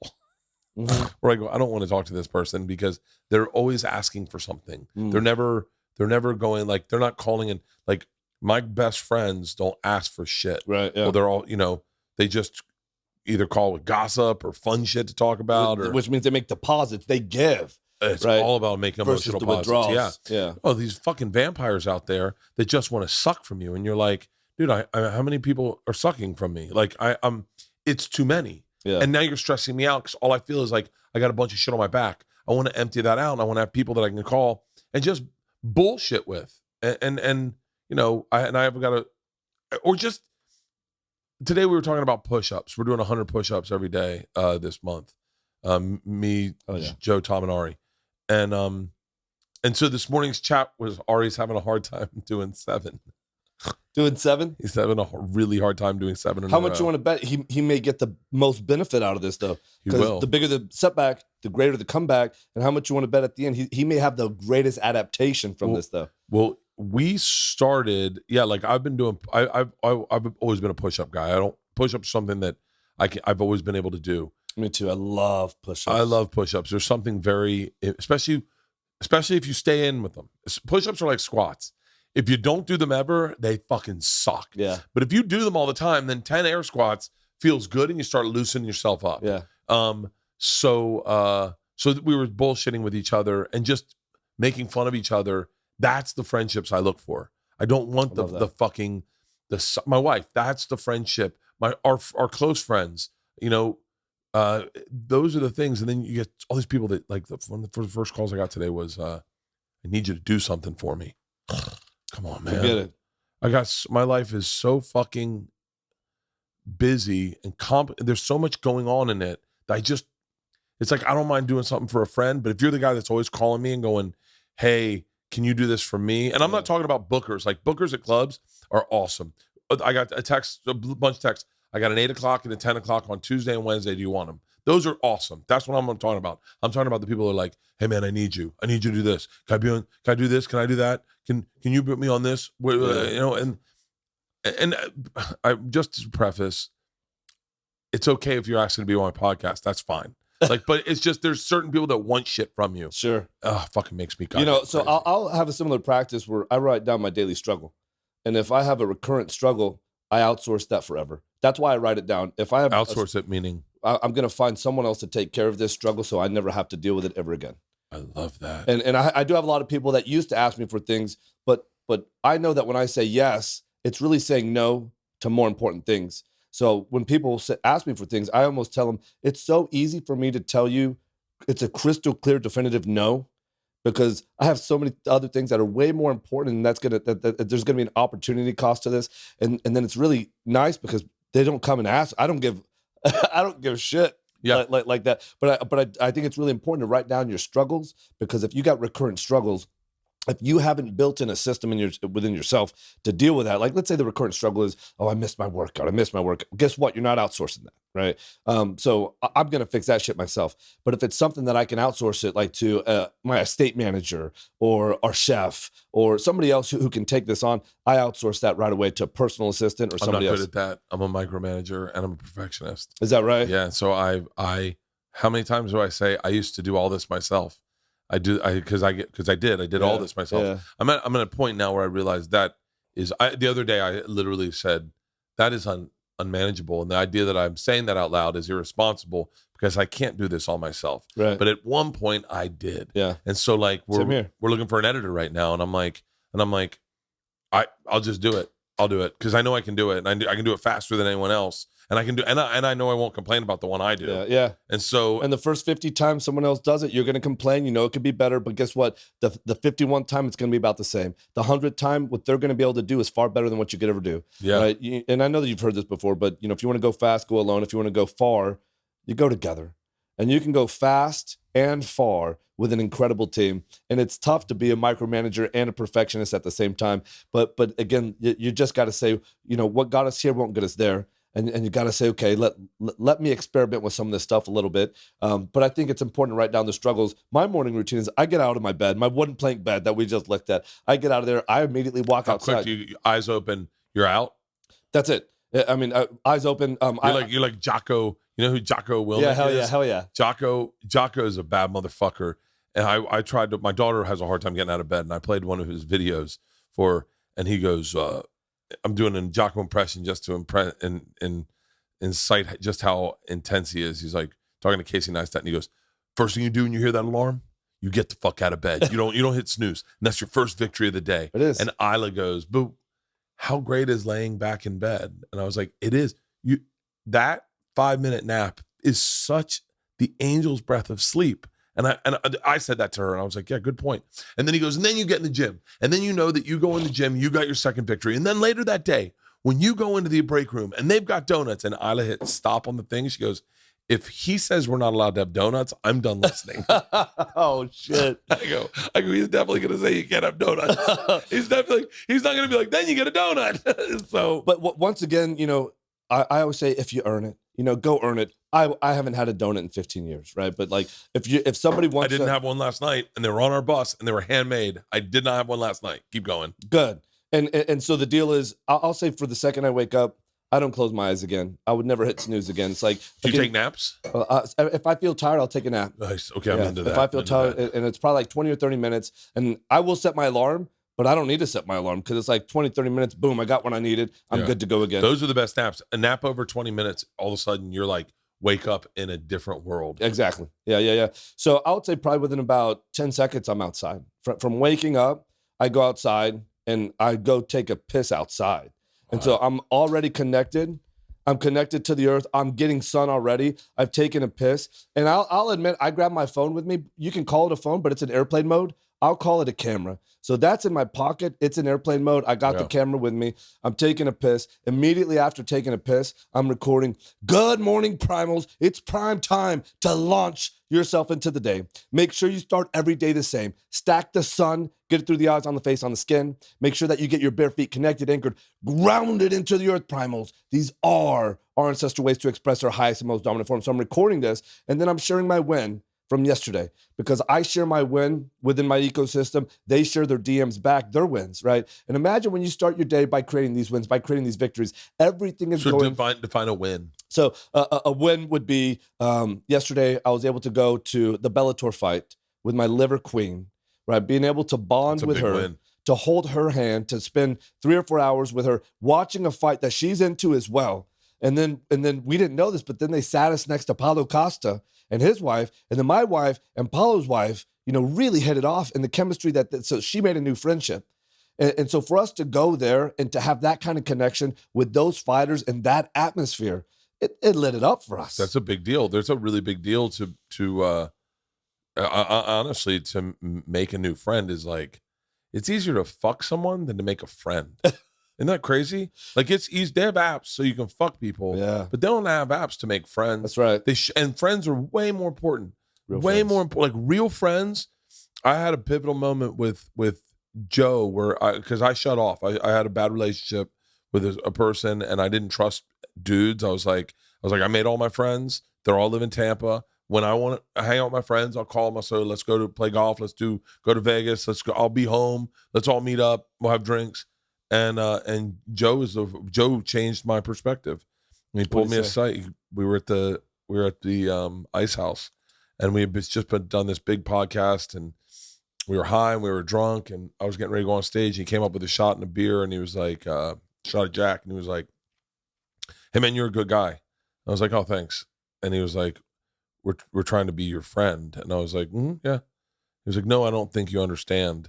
Like, we're reaching out to be your friend, and you're not letting us." And I was like, "Okay." And he goes, "No, you're still not listening." Yeah. He's like, I want to be friends with you, and Tom and everyone's trying to be friends with you, and you shut down."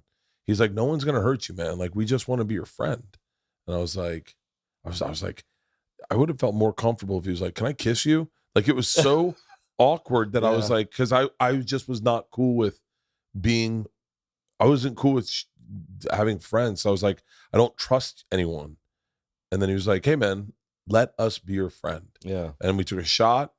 The next day, my wife had enrolled me into therapy, and Joey Diaz called me up, and he said, what are you doing? I said, I'm going to therapy. I wouldn't answer people's phone call. They'd call, and I wouldn't answer their phone call. I'd just send it to voicemail. I had a real problem with answering someone's phone call. Yeah. I remember Joe called like 3 times one night, and I didn't answer it. And then Tom called, and I answered it, and I went, what's up? And he goes, I'm with Joe. Answer his fucking phone call. I just wouldn't do it. And Joey was like, I was like, oh, I'm going to therapy. And Joey goes, fuck that cocksucker. Meet me at Maria C. We'll talk through your problems. I went and I sat with Joey Diaz for 21 days in a row. Every morning we got fucking coffee. Every morning. And I talked through my problems until they got to a place where it felt weird. It was like, I'm not going to talk about this again. Like, I think I'm done with it. Like, and that, like, a therapist will allow you to kind of like rehash shit forever. But like a friend, at a certain point, a friend's like, hey man, are you going to bring this up again? And then you've got to toughen up and be like, well, shit. Yeah, I guess you're right. I have been harping on this for a while. And then you talk about something else, and then you'll sprinkle in that thing. But by the end of 21 days, I was done with that issue. It's that kind of progression I talk about. Tony Robbins said that happiness is one word. It's progress, right? And then we could define that like with the 4 capacities of our being: physical, social, emotional, which is that friendship element, right? And then we have the mental, intellectual, and then we got the spiritual. That makes our holistic being, right? And when you make that kind of progress socially and emotionally, that drives the happiness in your life. Yeah. And so when you talk about like the whole friend thing, I haven't made a new friend in a decade. I'm it's like, hard. Listen, guess what? I don't need a new friend. I'm like, I love my life. And every week I kind of have this thing I say on Fridays, like, did you get into the gym? Did you lift heavy things? Did you do push-ups before dinner? If you did, happy, progress on a physical front. Did you put down the damn phone? Did you connect even more deeply with your friends and family? If you did, then happy because progress on a social and an emotional level. Did you read a new book? Did you solve a new problem? If you did, happy, progress on that mental level, right? And did you go deep inside yourself? And if you contemplated these types of things, then happy on a spiritual level. But this is what it's about, right? Because happiness is really like, it's so, what is it? It's progress.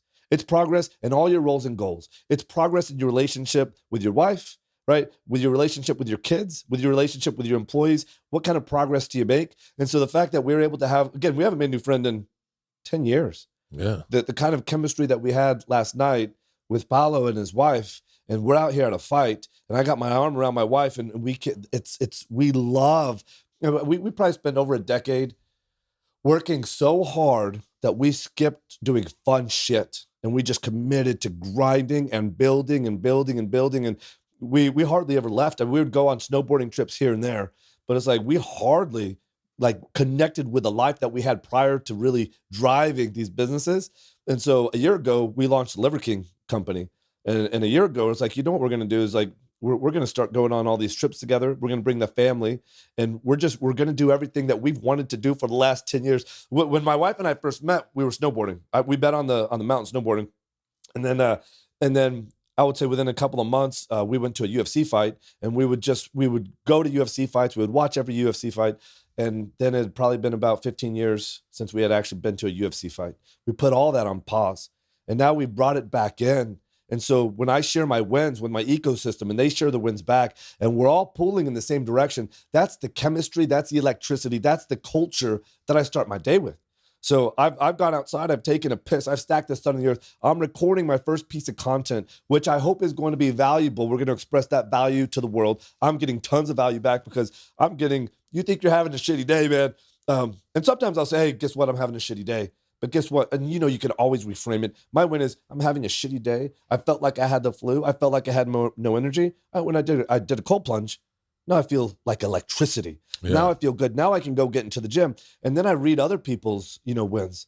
And the DMs that I get from 15-year-olds that hated their life, and now they've been doing this thing for 3 weeks or 3 months, and now they're seeing progress, and now they're feeling great, and now they no longer have to take this medication, and they're seeing this worth and value in themselves. I'm like, oh my God, we're doing the right thing. So immediately I'm like, okay, I've created this piece of content, and then I get myself into the gym. And so right after I've done that, I would say 30 minutes after being up, I've done that. I'm getting into the gym. So do you program your own workouts? I do, but I have you ever heard of West Side Conjugate? I love this whole philosophy. It's Louis Simmons I pioneered. know. Yeah, I thought. Yeah, I know Louis Simmons. Yeah, Yeah. Okay. I didn't know that's what it was called. I knew it was West Side something. Yeah. So I love that whole philosophy of training. It's all about like the biological law of accommodation. From a physical standpoint, you get it. Guess what? If I do 100 push-ups every day, that's probably not going to create a new stimulus. There's not a new adaptation, right? Yeah. There's no new types of growth physically. And the same thing happens with all capacities of our life, socially, mentally, right? You read the same book every day. Guess what? At some point, you're no longer going to extract new information from it. So this whole idea of the biological law of accommodation and the West Side philosophy, I love it. And I understand the philosophy so well that I do most of my own programming when it comes to that. Yeah. And then I like to overlay a lot of strongmen and odd objects. Or if Clearly it's working. Thank you. Well, you say that. I don't know if you know that most of these are ab implants, and that's why we're actually here in Beverly Hills. One of them popped off. Are you being serious? One of them fucking I don't know if you can see the scar. They do it really nicely. One of them popped off, and I had to get it replaced when we were here. Are you serious? No. Oh my God. But you know what? You know what I love? I can get those. But yes. But this is so great because again, we started doing this about a year ago. I was like, okay, I'm going to resign from CEO from my other companies that are actually taking in revenue, and my goal in life has always been: listen, people are hurting. They're living a life of hate, hurt, suffering, struggle. Their life sucks. There's a better life to live. If we model, teach, and preach this ancestral way, we can reach people. This stuff is free to do. Sun, earth, put down the phone. We're going to do this thing. We started doing it a year ago. And then right off the bat, oh, Liver King, you're on steroids. You're on PEDs, you know, and so it's like, okay, you know, we had a lot of fun with that, you know, and then we had a doctor come on. We made a video. If you ever Google Liver King's blood work, we had a legitimate doctor come on. We did like a blood work reveal. That was fun. But then the accusations never stopped. So I'm like, okay. Well, I assumed you were on steroids. I was talking to one of your guys, and I was like, yeah, he's on steroids, right? Like, people don't look like that. He was like, no, he's not. And I think I'd heard Rogan say you were on steroids. Everybody. And so I'll say this just for a second because, like, you know, my message never had anything to do with steroids, right? Do you care? Not this sounds weird, but like, other than the fact that you have a body that you have earned on your own, are you against steroids? This is what I'll say. I care in the most positive way because when somebody says, hey man, you're on steroids, and they've been saying this for 20 or 30 years. I've been working out since I was 8. So when I was in high school, hey man, you're on steroids. This is a great compliment, right? This couldn't be a greater compliment. I mean, yesterday at the fight, some guy really said to me, are those actually fake? And I'm like, yeah, they're ab implants. They're 10K each. And goes, yeah, I know. I saw it on the Full Send podcast. And I said, if you watch the whole Full Send podcast, I'm the one who said these are fake. They're ab implants. I got 10 of them. They're 10K each. Is there such thing as a 10-pack? This was a joke. I've made up this joke. And then if you watch for another 5 seconds instead of just a soundbite, I'll say, no, this is actually a joke. You know, I've been working out for 35 years. These are ridiculous fucking abs. Well, thank you. And this is what I'll say real quickly. The 9 ancestral. Like, I've never seen an ab. I've never seen an ab on me, but I've never. Those are insane. Thank you. And again, this is what I'll say. All 9 ancestral tenets affect how we look, feel, and function. All of them affect our hormone profile. If you sleep like shit a couple days in a row, you're going to tank your testosterone. If you move like shit a couple days in a row, you're going to tank your testosterone. If you eat like shit, all of these things. If you don't get sun, you're going to tank your testosterone and your neurochemistry. So just 50 years ago, we had at least 50% higher testosterone than the modern day manicured man today. And imagine when it was 100 years ago or 1,000 years ago. There's a reason why our forefathers were so much stronger than us in perpetuity, every generation prior to us. And then today, so all I'm saying is, you know what people do today? The modern day manicured man that doesn't know about these 9 ancestral tenets, that does go off and take PEDs or steroids for whatever reason that they want to do it. Most of the time, what I believe they're trying to do is increase their testosterone by 50 to 100%. And guess what? What if you could do that with the 9 ancestral tenets? And this is what I know. Whenever somebody says, he's got to be doing that, he has to be doing that, the reason why I think that's a dangerous message to share is because invariably some people want to look like me. That makes sense. And so what I think is dangerous about that is because of that, some people will say, well, then that means I got to do that stuff to look like that. Yeah. And all I really give a shit about is, listen, people are hurting and hating and suffering and struggling. Cheating doesn't scale. If you want to live a better fucking life, what you need to do is learn about the root cause, these 9 ancestral tenets that will optimize your hormones and optimize your neurochemistry. You're going to be so happy and so fulfilled and have so much energy, so much positivity, so much love and light to share with the world. You know, I say how you do anything is how you do everything. I believe that my physique is the least impressive thing about me. When you get to know my family, when you get to know beard, it's your beard. Okay, yeah, hell yeah, your beard's pretty fucking hell tight. yeah. And so people bring this stuff up, you know, and then after the ab implants, I'm like, okay, you know, that's getting old. And then people started saying, well, you're making designer drugs that are undetectable because my blood press, you know, my blood test, you know, said, hey, this guy's primal. Please tell me they're available at liverking.com. Well, this is what I said, yeah, okay, fine, we'll go with that too. liverking.com while we talk. Keep going. And so, you know what, like, I'm having fun with this now. There's ridiculous accusations. I'm like, so I started telling people I had my genetics edited because, you know, you can do gene editing now. I'm like, I went to Singapore in 2018. I had my genes edited. Yeah. And now people actually believe that to be true also. You know, so again, I want to have fun with this stuff, but we started. You have a good sense of humor about it, but you don't want the message that to be the message where you think kids will go, oh, I want to look like that, I'll take steroids. It's not just that this part is such a tiny fraction of the message. Again, if the message is 85% of people struggle with self-esteem issues. People have cancer. 4,000 people a day commit suicide. And you know what's crazy? There's a 20x multiplier on attempts. Almost 100,000 people, 100,000 people a day attempt suicide. Right? They have no hope. There's no light at the end of the tunnel. Their life is hurting that much that they want to end their lives. It's fucking sad. It's really sad. It breaks my heart that someone would want this to stop.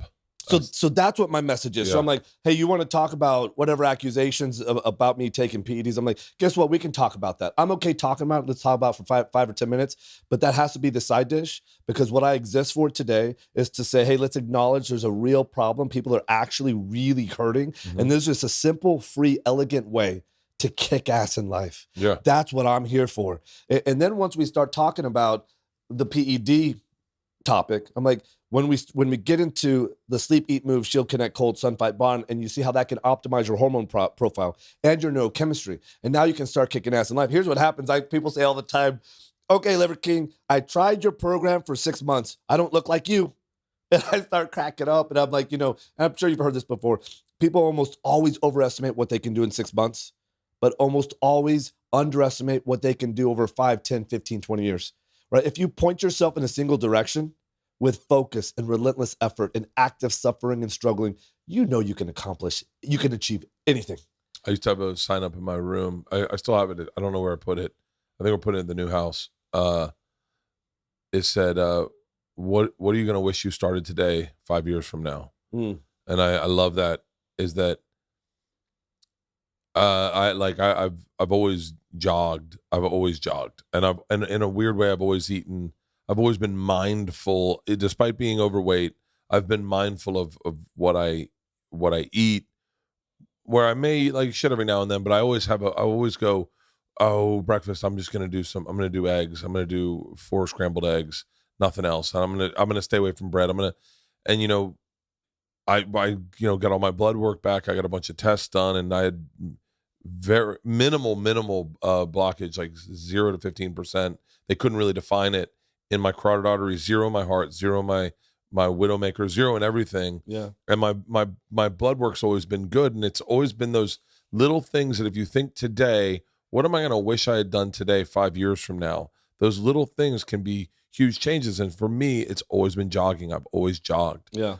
I love jogging. And look, I'm not saying that I'm in good shape by any stretch of the means, but imagine how fat I'd be if I didn't jog. Mm. Like I'd be So this is the most rudimentary question. Yeah. And I hope it's not offensive, but like, how do you make money? Yeah. So do you sell supplements, or do you sell the program? Is there a program people can sign up for? Because you have a nice house. I know you have a great boat. I don't only know that because I've seen you wakeboard or surf behind it. You're this is true. I do have a lot of money. How do you make money? So I hold 14 patents on a fitness device that went gangbusters. Really? It just took off. And so I collect a 50% or 50-cent royalty on every unit that's sold. What was it? Can you tell? Have you heard of the shake weight? No way. Yeah. So you weren't fucking around about Ethan. I'm totally joking. It's not the shake weight. It's actually the Snuggie. I get the royalties from the Snuggie. The deal is when Liver Queen and I met 18, 19 years ago, we were both high revenue earners when we first met. And so we were making close to $1 million when we first met. And then we became entrepreneurs. And then as entrepreneurs, we started making a couple $1 million a year in our 20s. And so she retired, how many years ago? 12, 13 years ago, you think? Or 10 years ago? And so this is the best thing that could have ever happened. Because 10 years. So then this is a work of passion. 100%. So what she ends up doing is she's like, hey, listen, I'm done. Hey, it's all on you now. And so I was like, okay, cool. Like now I can actually do what I was really born to do. Mm-hmm. And so I wanted to make sure what got our kids healthy, abandoning all the processed shit and getting them nose to tail nutrition. I said, this is what I want. Like now this is my obligation, my responsibility. What kind of piece of shit would I be in the world with the knowledge that I have to return people back to strength, health, and happiness? Like, what if I didn't advance this message? Like, what else would I go out and do? So I said, this is what I'm going to do. So it became a business of how do I advance these 9 ancestral tenets? And then, so if it's sleep, eat, move, the second one is eat, right? And what we need to do is eat nose to tail. And this is what I figured out really quickly is, you know how few people I connect with? I say, hey man, you got to go eat liver, bone marrow. You got to start eating kidney, heart, pancreas, spleen, and testicle. Hopefully we have some testicle. I don't know if we're going to eat any testicle today. I don't know if I'm going to eat any of that shit. So that's the thing is that people don't want to procure it. They don't want to cook it. They don't want to taste it. They don't want to try it. And so I said, okay, so I still got to bring this to the market. We evolved eating nose to tail nutrition from the inception of our being. So before we were apex predators, we were scavengers. Mm-hmm. And we would let the apex predators do their thing. And what was left over were the skeletal remains. Mm-hmm. So as scavengers, we would go and we would collect the cranium. We would go and collect the femur bone, the bones that they couldn't crack open. Make a soup. So we would make a soup. We would figure out with percussion technology how to crack that open. We would take the brains out. We would take the bone marrow out, right? So from the inception of our being, we started to eat this stuff. We just took this out of our diet just recently, into our detriment. So here's what I said. We have got to make this accessible to the world. And so since people don't want to taste it, people don't want to try it, I tell everybody the best way you can go and get it, go on a hunt. When you go on a hunt and you have that connection with the animal, you're there for its last breath. You're there on the ground. Yeah. There's a new connection you get with the animal, with the land, with the experience. You never look at taking a life the same ever again. If you can do that, go do that. That's a spiritual experience. If you can't or you won't, because let's face it, very few people ever will, go to the butcher, get to know a guy, shake his hand, look him in the eye. Go do that. That's the second best. If you won't do that, go to the grocery store, go to White Oak Pasture, go order liver, bone marrow, kidney, heart, pancreas, spleen. Go order it online. You know how few people will do that. So I'm like, listen, I will make this available to the world. This is my philosophy. So what I do is we collect all the organs, nose to tail. Is that on your website? Can you get it on your website? You can't get that on liverking.com. So I own companies like Ancestral Supplements, thefittest.com, Heart and Soil. These are companies that you can go and get it in a capsule form. You can get liver, heart, pancreas, spleen. I'd be up for that. Guys, do you have any? Do you have any capsules? Let me see the capsules. What do you have? Yeah, what do you have? What are you hoarding over there? Let's see what you got. So we got bone marrow and liver right here. I love this. And these are the fundamental things, again, that we evolved with. I tell everybody, start with bone marrow and liver. This is going to give you more drive, more determination, more energy to start to turn the lights on. And then when you start to turn the, you got so. That's not fucking. Is this not happening? Fuck. If you haven't heard by now, Tom and I are doing Sober October, and we are using our Whoops. I'm telling you, at this point, I've been wearing a Whoop for probably 4 years now. I mean, so much so when I take it off to do photo shoots, they have to put makeup on my wrist.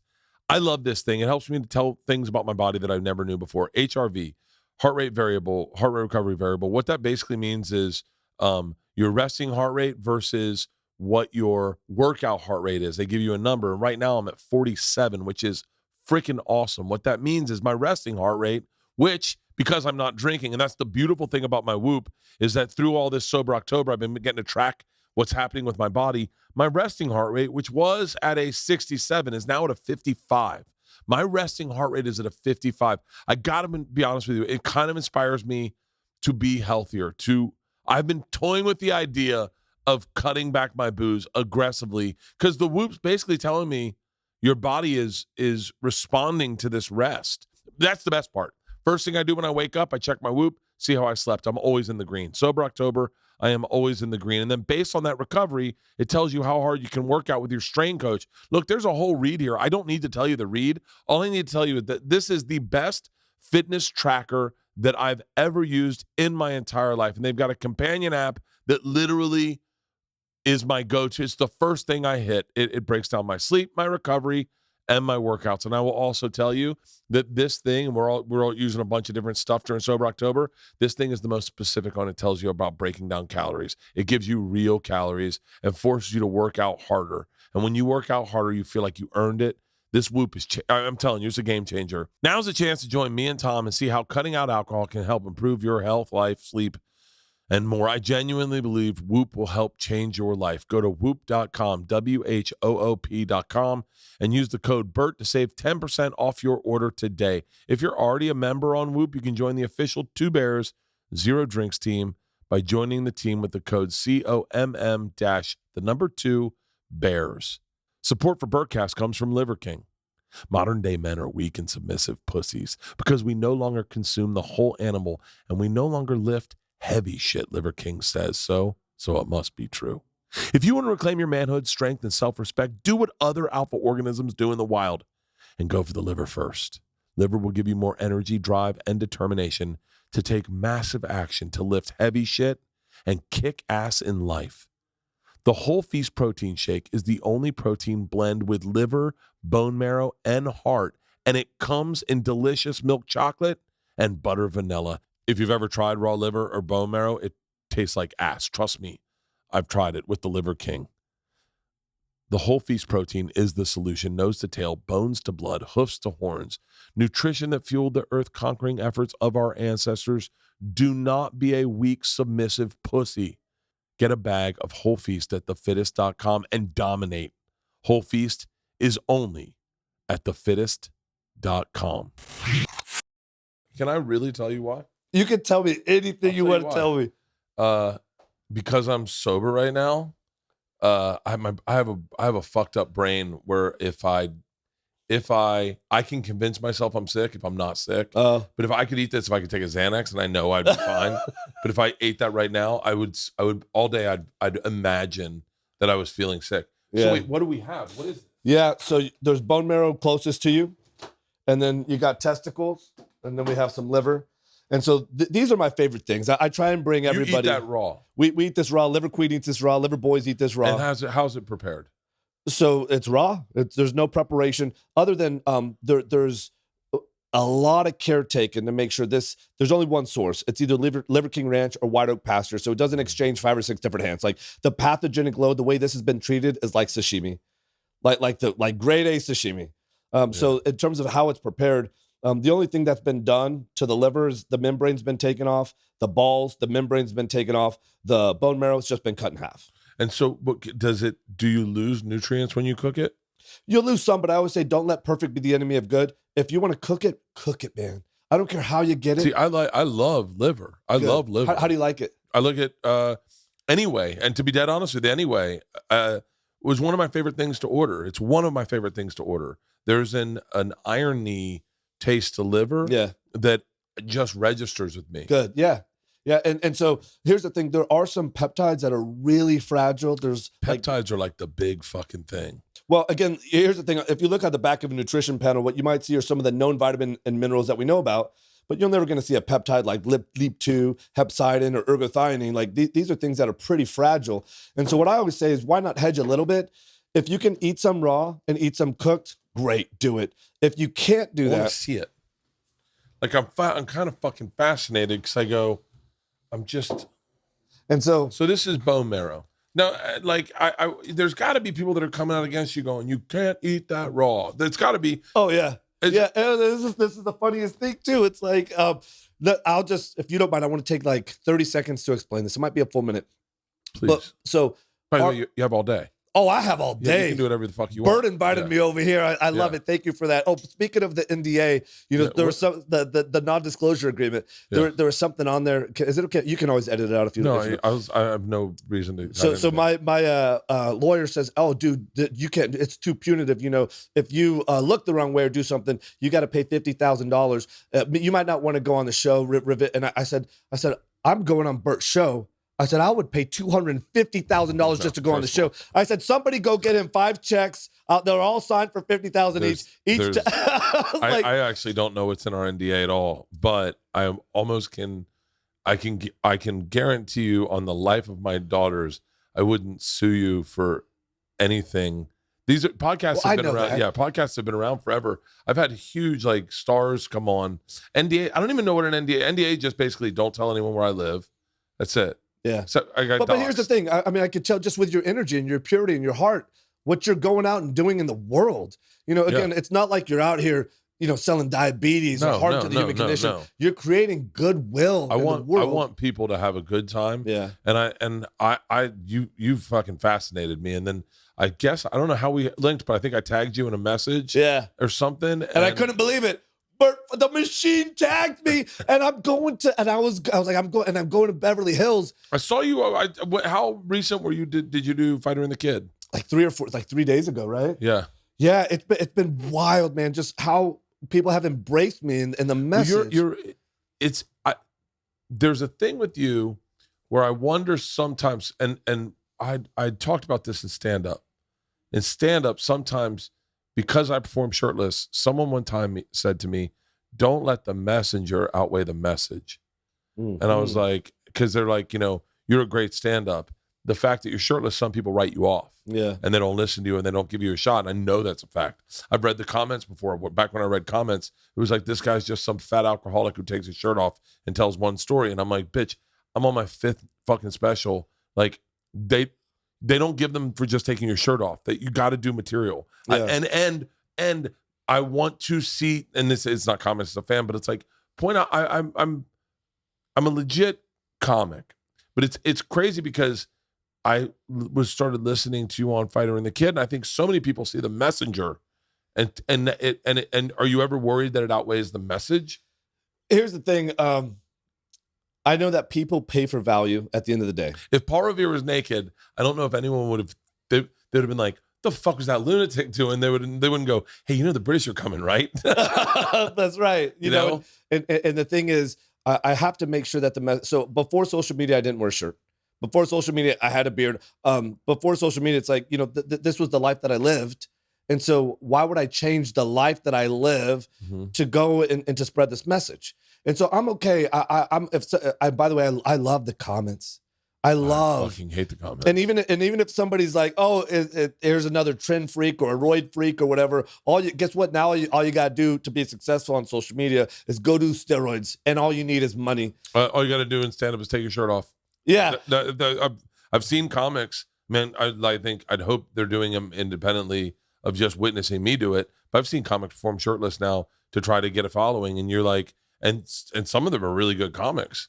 And and I hope it's organic for them, because it was organic for me. I can't blame someone for wanting to be shirtless. I know for a fact you must feel the same way. Being shirtless for me is so much more freeing than having a shirt. It's who I am. It's how exactly. I normally am. Yeah. And it's how modern day primitive culture tribes live. It's how early ancestors lived. I know I said this earlier, but cheating doesn't scale. When you express real value from the inside out, that scales over the time. And people pay for value with time, money, or both over time. And so I'm okay if people want to make whatever accusations they want to make. Am I concerned about that overshadowing the message? I am. But I'm going to continue to go out and do what I have to do, because this is my fight. But it doesn't benefit you to not show your light. Like there's a great fucking quote Leanne has about, for you to not be who you are. It's just like my daughter, when we talk about changing who you are and being your authentic primal self, it's who you are is who you are. That message is coming with you, and for people to try to shame you into turning into a guy who wears hoodies and or whatever the fuck they want you to do, that's not being your authentic self. We did this interview with GQ, and I was not myself. because it was a lady interviewing, and she was great, by the way. She was really good. It had nothing to do with her. It had to do with me wanting to be as respectful as possible with a lady, and I didn't use my primal language. And I remember at the end of that, I said, "Oh, I bombed it. I screwed the whole thing up." And Lever Queen's like, "Why do you think?" And I was like, "I try to be really respectful. I wasn't using my primal language. I got into my own head." And I think that's it. Like once you start to put a shirt on or to change something, I think you will be less effective because it's not your primal truest. You don't get to shine. Expression. Yeah. You don't get to shine. And the trouble with me, but I've had comics ask me to wear a shirt on stage if we're doing like a show. And I go, I really can't. I'm sorry. They'll ask you to do it? Yeah. Oh yeah. They've asked me not to tell certain jokes. Comics are pretty fucking shady across the board with making sure that there are horrible people out there that they want to set themselves up to succeed and they don't give a fuck about your life. And if you're a good person, and I think sometimes my kindness gets mistaken for weakness, is they go, "Hey, Bert's a pushover. Hey, just do," or they'll make a snide comment. Are you gonna take your shirt off today? Is that how we're doing this? Yeah. Oh, okay, all right. What clothes are you telling? Oh, well, okay, I guess. And you're like, "Hey, man, you don't get to tell me how to behave. I behave the way I want to behave, and it's been successful." Yeah. And so I'm gonna keep doing what I do. But I know for a fact, the only compliment I ever got where I was like justified was David Letterman. Was talking to Mike Binder, and he was saying that he goes, I love this BertKreischer guy.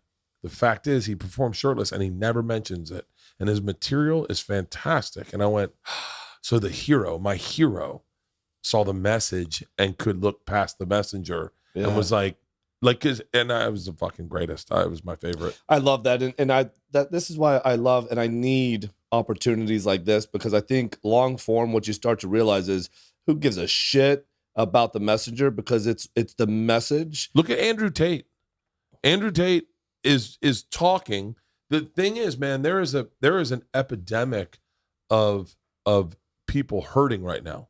It's real. Yeah, it's very real, and to ignore it or to blame them or to is irresponsible, and it's not, and for lack of a better word, it's not the Christian thing to do. If you want to make a difference, identify that. And when you said that, I had heard Jordan Peterson say that. I've heard Rogan say that. I've heard so many of these big alpha male role models like yourself say that out loud, and it's like the most empathetic thing to say, that you're not hearing from like a Hillary Clinton isn't saying what's going on in our country is there's a lot of primarily dudes, a lot of dudes that just feel fucking lost. That's it. Just lost, and they're like, and they don't know how to be, and look, I'm not saying that the way me and you were raised was ideal. I mean, we got some toxic shit inside us that, like, I say to this day, how many times I'm more broken than anyone. I said it the other day. We were pulling up to go see we're building a tour bus, and we pulled up, and there's a BMW, and it would parked on top of our cone, and old school toxic masculinity. I'm in the car with my wife, my tour manager, who's a woman, and my assistant Peter, who's a dude, and I just go, ugh, guarantee you that was a woman that did that. And everyone's like, "What the fuck are you doing?" I went, sorry, that's my brain, that's what I thought, that's what I was thinking, I said it out loud, it's my bad. And Leanne goes, "Well, at least you recognized what a misogynist you are." Good, yeah. And so, but you're right, the way we were raised is not healthy. Don't cry in front of your kids. My dad told me that. Don't ever cry in front of your kids. Don't cry. Be a man. All that shit's fucking great. But when I look at the tenets that you bring up, I start going, these are achievable, they're doable. Yeah. And if they can give just male or female any way to live, to feel better about themselves, why the fuck not? Yeah. Why not be a part of sharing that message? Thank you for saying that. The eighth one is fight. And I think you just sort of alluded to that, is we do have a problem today. And I'm just going to come out and say it. I think the modern day manicured man is a pussy. Weak and submissive, no direction, no vision, no fight, no unite. It's like aimlessly wandering about and online, leaving toxic comments online, fucking doing shit. Yeah, I agree. There's a version of man that I've seen happen, and I like back when I read comments, and I don't read comments, and I'm not bragging about that. I don't read comments. I'm a weak bitch, and sometimes if you say something that I think, it shuts me down for a day. And so I'm like, I don't need that in my life. Yeah. It's just like you said, identify the things you don't like. Right. And so get it out. Yeah, get it out. Because the whole thing with fight, I believe the modern day manicured man is like this today and offers less value today because they don't have the strength. And they don't have the strength because hard times make strong men. And there's no requirement for hard times in the modern world, right? If our early ancestors just needed water, modern day primitive culture tribes that need water, you know how far they have to go for water and then to bring it back. You know, if they want food, they kind of a walk and stalk 18 miles, and they may or may not be successful in the hunt. They may or may not eat that day. Yeah. And their shelter, the way that they have to build and maintain shelter in perpetuity as well, is hard work every single day. And again, you said today, there's an app for sex, right? The stuff, if you want to eat today, it's in your refrigerator. There's an app. It's a phone call away. If you want shelter, there's an app. There's a realtor. We outsource it. If you want sex, there's an app. You can, it's effortless. And you had to really build real value in yourself to get these things. Everything required hard work. There's no hard work required today. You know what we do when we turn 16 today? Do you know how we celebrate a 16-year-old's birthday? Sweet 16? Sweet 16.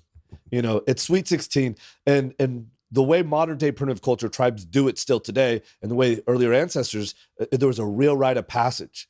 If you look at the Aztec, at 15, they had to go capture a neighboring tribe, bring them back for sacrifice. The Maasai would go on a lion hunt. Oh, I have a Maasai sword. Do you? Yeah, I have a Maasai sword. He told me the story. You had to go on a lion hunt at 16, and then they brought you in and they covered you in mud. And then that mud would dry. They'd lay you in the center of the room, and they'd circumcise you in front of the whole tribe. And then if any of that mud cracked on your body, you were shamed. Meaning, if you flinched when they cut the head of your dick with a fucking rock, and because they'd put a bone through the foreskin and cut it, if you flinched and cracked any of that dried mud, you were shamed. Yeah. And that motherfucker, the current chief of the Maasai tribe, was on his lion hunt. He told me this story. Right after we drank goat's blood. He climbed a tree. A lion came out. He climbed a tree. Heard a lion. He climbed the tree. Everyone's fucking tried to hide. Whatever. There's a lion there. It's night. Climbs a tree, and as the lion comes up, he just takes his sword and swipes at it. And the lion falls. He hits it. Lion falls, breaks his back, and on his 16th birthday, he rolled into that fucking jungle, into his tribe with a lion over his shoulders, going, "Guess who's gonna be king, bitch? Cut this dick, son." That's a true story. I met that man. I know that's a true story because I've heard it over and over and over. And again, if you look at just the Spartans at 7 years old, they would send their kids off for 13 years to become warriors. These are the rites of passages, that have created the hard times, that forge strength, the fundamental value that allows all other values to become possible. I'm not saying like these moral values, ethical values aren't good. They are necessary. Yeah. But the fundamental value of strength and courage are fundamental. And nothing survives in nature without strength. And without strength, you don't have a fight. And without a fight, you don't know your principles. And this is why, again, we're aimlessly wandering about. Without a fight, there's no resistance to forge your character. We need to create this resistance. So this is up to guys like us to say, listen, okay, I get it. Guys like you. Well, I'm a weak bitch. Like, don't ever put me in your group because there's a softness to me that I would love. I would love to take jujitsu and roll and learn how to defend myself. I would love to be a tougher dude. I would love to be able to, one of the biggest struggles I battle with is trying to conquer anxiety and OCD stuff. Like, I deal with that a lot, and I fucking hate it. I can't stand it. I can't get on a plane without a couple drinks. Like, those things, I think that's society that has infiltrated weakness into me, giving me a cheat code so that I don't have to figure things out. I think there's a lot more to it than that. I do believe as we get into more than 9 ancestral tenets, and you and I have a part 2, 3, 4, and 5 just in life, not on a podcast, just in life. I think that you're going to have such satiation in life that you're going to realize that some of those other external things are now internal, and you're satiated, and you're going to have a choice. Hey, do I want to drink? Do I not want to drink? I'm going to continue to say us. Guys, do we have a barbarian axe or not? A barbarian axe? If we don't, I want to make sure we get Bert this axe because I know you can do the barbarian.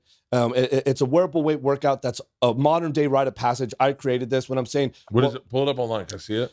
Yeah, hell yeah. Let's bring up the. Hey, who's here? Is Peter and Mans here? Pete, who's in there? Okay. Oh, wait, guys. Can I introduce my trainer to you? Hell yeah. Yeah, this is Lacey Mackey. She's my trainer. Her boyfriend, oddly enough, has a lot of. This is Lacey. there. Very nice to meet you. Nice to meet you. How are Yeah. you? Lacey, would you like some? Lacey, would you like some liver or testicles or bone marrow? Ooh. Are you gonna do it if I do it? Yeah, if you do it, I'll do it. Yeah. Well, I can't. This is why. This This is what's how wrong. you this is what's invited- wrong with women. This is because now my broken fucking male brain goes. I can't. She's a chick. Manzi, come on in. Sit in. Oh. Come on in, Manzi. Sit in. Hell yeah. Manzi. This is not my wheelhouse at all. Yeah, man. Come on, sit in. I know. You drank goat's blood with me in Tanzania. And that's the point. If it were in Manzi. your wheelhouse, you would have no growth. It not being in your wheelhouse is going to stretch you. Peter, and come grow on you. in. And so, what would you? I would start with bone marrow. I think that's. But the yeah, safest. absolutely. Bone marrow is definitely the one to start with. Yeah, It's you want like to try a little candy. bone marrow? Here, man. We'll split it in half. Whoa, this is. Give me a small little bit. Yeah, I gave you the smaller one. Delicious. It's a little waxy cold. A little waxy. When you get this up at about 98 degrees, You're okay. We would go with a hot cup of coffee. that's fine. That's fine. Yeah. Okay. Really good for you. Can you put salt in it? Sure, absolutely. Let's get some Let's do that. seasoning. Yeah, let's get some salt, you guys. Hey, make sure there's a lot of marijuana ones over there. Don't grab one of the marijuana ones. I bet hot sauce on it would be And good. look how perfect they have. I think they have 4 testicle slices for us. And we could just take a big bite from the testicle right. Oh, we got it. Wow. Oh. We're gonna get to this in a minute. So that All right. this So is gonna that be was for that you. was a little tad bit waxy. I do love bone marrow I though. love that. I love fat. I love fat. What'd you think, Manzi? Talk loud so the mics can hear you. Yeah, just like a hunk of fat, kind of. Okay. And this is testicle. And, Oh, and you love- I got this thing I say. how old is it? I don't know if you've ever heard this. I don't know if you've ever heard, but here it is. Why eat vegetables when you can eat testicles? This is what I So say. funny. One of the few reasons, but- Yeah. Well, let's hear one. Here we go. Do you want to try? Do you want me to try some salt on it, or do you want to just raw dog it? Salt. Salt is. Do you put salt Yeah, on trying them? to bring out the flavor, like- Salt is very primal. Yeah, so I'm Yeah, good it with is. salt. All right. Okay. You first. You guys are the guests of honor. Yeah. No, fuck. Okay, I'm fuck not. it. You don't listen with the. When you buy Coke these days, you make the dealer do it first. Okay. Oh, I got my piece. What's Let's the do it. matter? Cheers. Chewing it or just swallowing it? I like to chew it. I like it. I like. how I it gotta tastes. chew it. I gotta chew it. Man, a little testicle. Go ahead. Yeah, no, that's fine. Yeah, there's little pieces right there. Man, you got to grab quicker next time, bitch. All right. Look, there's Lacey. 4 pieces. Just Oh, for man, us. you got the good one. Wow, these testicles. Okay. 3, 2, 1. Cheers. I like that. It's just like raw meat. Oh, I've had Kinda that like cooked before. Oh, you have? I grew up in a ranch. Oh, hell yeah. You've had the Rocky Mountain. And Yeah. what do you think it tastes like? actually, to be honest with you, uni. Yeah. Like it tastes like urchin, sea urchin. Yeah. A lot of It's people. actually really good. Yeah, good. I'm glad that you like It's it. actually really good. The fucking strong one's liver. Liver I have a strong. hard time with liver. You do? Or not, yeah. Cooked or not? I love it. I love it cooked. Man, do you like liver? I don't like any of this. Manzi, this will help. This will help with everything going on in your life right now. 100%. Yeah, this is what you need. All right, liver, do we little salt? I think Sure. salt on liver is definitely the move. Salt is fucking awesome. Yeah, All right. So, by the way, Salt, right? If you're eating a mostly like absolutely. caveman diet, you need Absolutely. And a lot of people don't realize how much salt is in blood. And if you're drinking blood, you Man. probably don't need a supplement with salt, but who's drinking blood? You know, man. Right? Yeah, so to get a lot of protein. Yeah, they're not getting it from their vegetable. They're going to need a little bit of here you Right, go, absolutely. Manzi. Here you go, Manzi. Oh, Okay. you left me with a big one. Well, Lacey, this is the deal. You guys, for equality, I need to. All right. you know what? They're about the same size, right? Okay, you ready? Hell yeah. This is my favorite. This is your favorite. Yep. Cheers, everybody. Hang on 1 second. If this isn't going on my Instagram, I don't know what is. If I'm not, hold on, let me, I guess I am filming it with these cameras. Fuck it, If here you're we not go. filming it, did it really happen? If I'm not filming it, it didn't happen. If I'm not filming it, it didn't happen. Hold on. Let's all try a little liver. Let's go around the horn. Ready? I'll go first.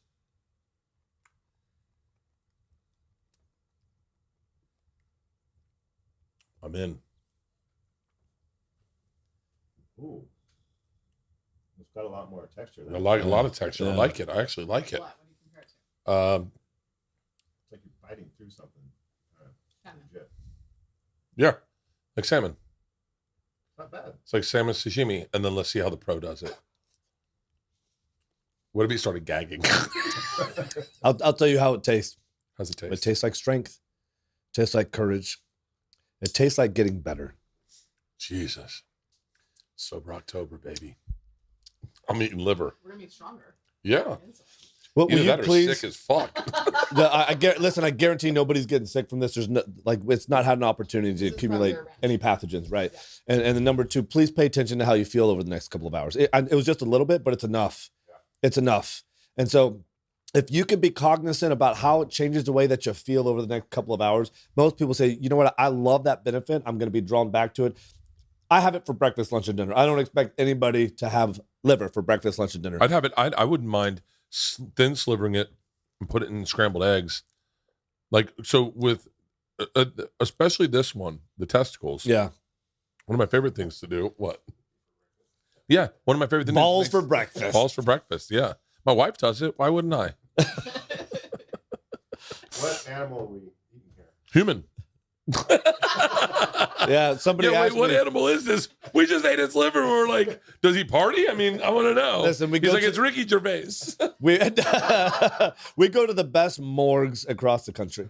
I mean, nothing but the best. By the way, do you realize how fucking valuable my liver would be? If when I die, they're like, hey man, we're Watch gonna, out. and you guys can eat Bert's liver. It would be like, it would make, what's it called? Duck foie gras. It would make it look like fucking nothing. I've been caking this one up for a while. We should do a blend. Maybe we'll blend ours too. You have your own standalone. I'll have my own standalone. Maybe we'll do a blend I of bet liver. your liver would be so good. If we got stranded on an island, first of all, I'd have a hard time killing you to eat you. But I would definitely start with your liver. Hell yeah. You'd wake up in the middle of the night. What the fuck are you doing with my axe, Bert? I was like, I'm so hungry. I shouldn't have gotten drunk tonight. So if someone wants to buy a liver like this and have it at their house, where do they go? I think the best place you can go is find a place that if you can find a local butcher, that's the best thing. Yeah. Again, like get to know them, shake their hand, get to know them, right? If you're not going to go to the butcher and you just want the path of least resistance, a really high quality online ranch like White Oak Pasture or Piedmontese, those places are going to send it to you. They'll overnight it to you. And again, you're not going to have multi sources of we've sent out here. It's exchanged 5 or 6 hands. You're going to have pure, pristine organs to eat. Really? Does anyone want any more? I mean, we have all this liver to be shared with. Peter? Halston, you're a vegan. This is a great way to break that fast. Jen, do you want to prove that you're an equal to a man? I love it. Is there anything I've not talked about that you go, I wish we had covered that? You know, I just think when it comes to what we were talking about, the Sweet 16 party, right? And creating rites of passage today, I've talked about the problem, but I didn't really talk about the solution, right? The solution is start with liver because liver is king and it's going to give you more energy, right? But now go create your own rite of passage, such as the barbarian, right? The barbarian is this workout. I thought that we were going to try to get it up here, but the barbarian is this workout where you take 70-pound kettlebells, you take 70 pounds in a backpack, 120 pounds on a sled, and 20-pound ankle weights, and you go for 1 mile. Santa does this exercise. That's right. But before Christmas, he's like, everyone, all the elves on a sled. That's right. That sounds a tad bit unmanageable. It sounds like a great idea on paper, but it's one of those things where you start doing it, you're going, like we did a hike called the Grouse Grinder, and they're like, it's a 2-hour hike. And I was like, cool. And 5 minutes in, I went, we're doing this for 2 hours? Fuck this. And we only made it halfway, and we had to turn around and walk down. It was rough. It was We're gonna rough. miss their show. Well, so there was another reason, but this is the thing. It's supposed to be really, really hard. I made my 14-year-old do this right before he turned 15 as his rite of passage. And then we went on a sacred hunt. This should be the hardest thing you've ever done in your life, right? Otherwise, it's not really a rite of passage. Oh, I see. And so this thing should take so many hours to do. And a lot of people, there should be a % chance that you're actually not going to be able to complete it. So Yeah. a lot of people go out there and it'll take several hours and some people won't actually complete it.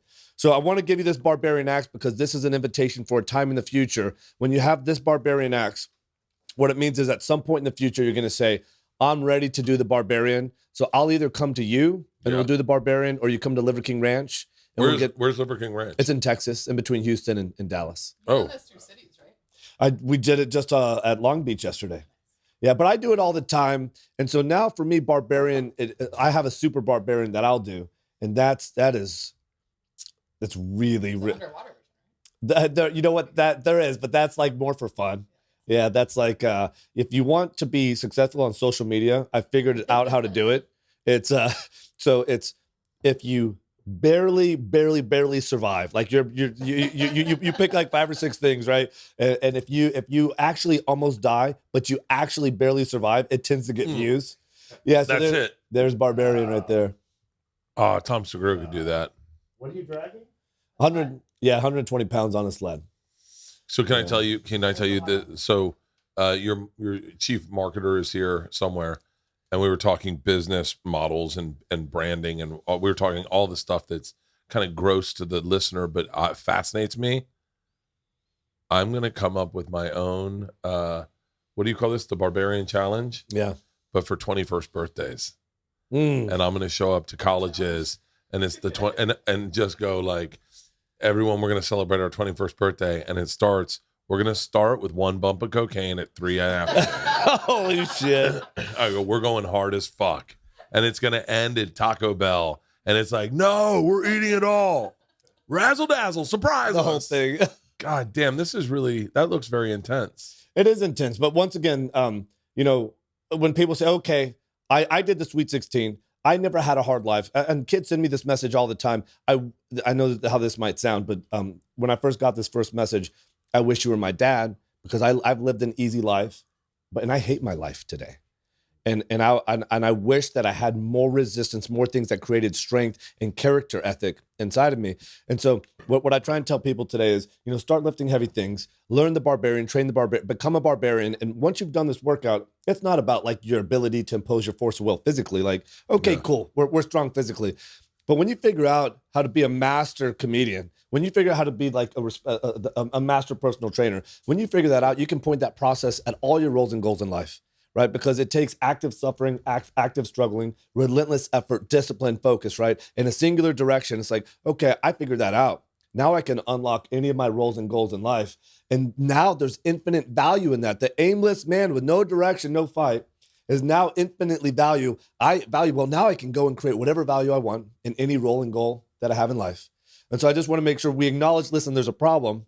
There's a better life to live. And so you're like, is there anything else you want to make sure that you cover? That's a big deal to me, you know, is that people are suffering with these things. We talked about a lot of stuff. Start with liver. The name is Liver King because liver is king. Start with liver. If there's nothing else you're going to remember, once you start feeling better and you have more energy, more drive in life, then start all 9 ancestral tenets. Get the sun. Take your damn shoes off. Put down the damn phone. Put it in airplane mode. Have you been listening to this? This is all shit all shit you agree with. Yeah. Sleep, eat, move. Shield, Comet, Connect. Connect, Get on a car. Coddle, Cold. motherfucker, I can't write. Sun, fight, bond. Yeah. I agree with all of them. If you had drink, fuck, these are my tenets, okay? These are my These are your tenets. 9 Ready? tenets? Yeah. I love this. Drink, sleep, drink, sleep, eat, drink, eat. There's 3. So there's 3 tenets, but you got to do them in succession or it doesn't count. It's been a pleasure having you on the podcast, Thank you so man. much. Thank you so much for reaching out and connecting. And I think, I really honestly think the message you're putting out is a very valuable message. And the people you want to connect to are should be listening. I hope there's people listening today that are like, I mean, honestly, if you can get through sleep, eat, move that's a fucking game changer. Mm-hmm. And sleep, eat, move is such a fucking game changer. Yeah, it is. There's still going to be some people that have recalcitrant conditions. Yeah. Let's say like Crohn's, where they're doing this stuff right. They still can't figure it out. And invariably, there's some people where you put that phone in airplane mode. You get them in an EMF-free environment. It's wild how the default is back to strength, health, and happiness. So you're right. Those first 3 are the most powerful levers. But let's not forget, if you haven't achieved the health and happiness that you know that you're meant for, let's keep going along a little bit, because you can't tell me that you're going to do these things and you're not going to live a kick-ass life. It happens. It does happen. Hey, brother, thank you very much. I appreciate it. Thank you. Great fucking podcast. Hell yeah. Is there a camera? Is this the camera? Yeah. Okay, because I always end by saying Liver King out.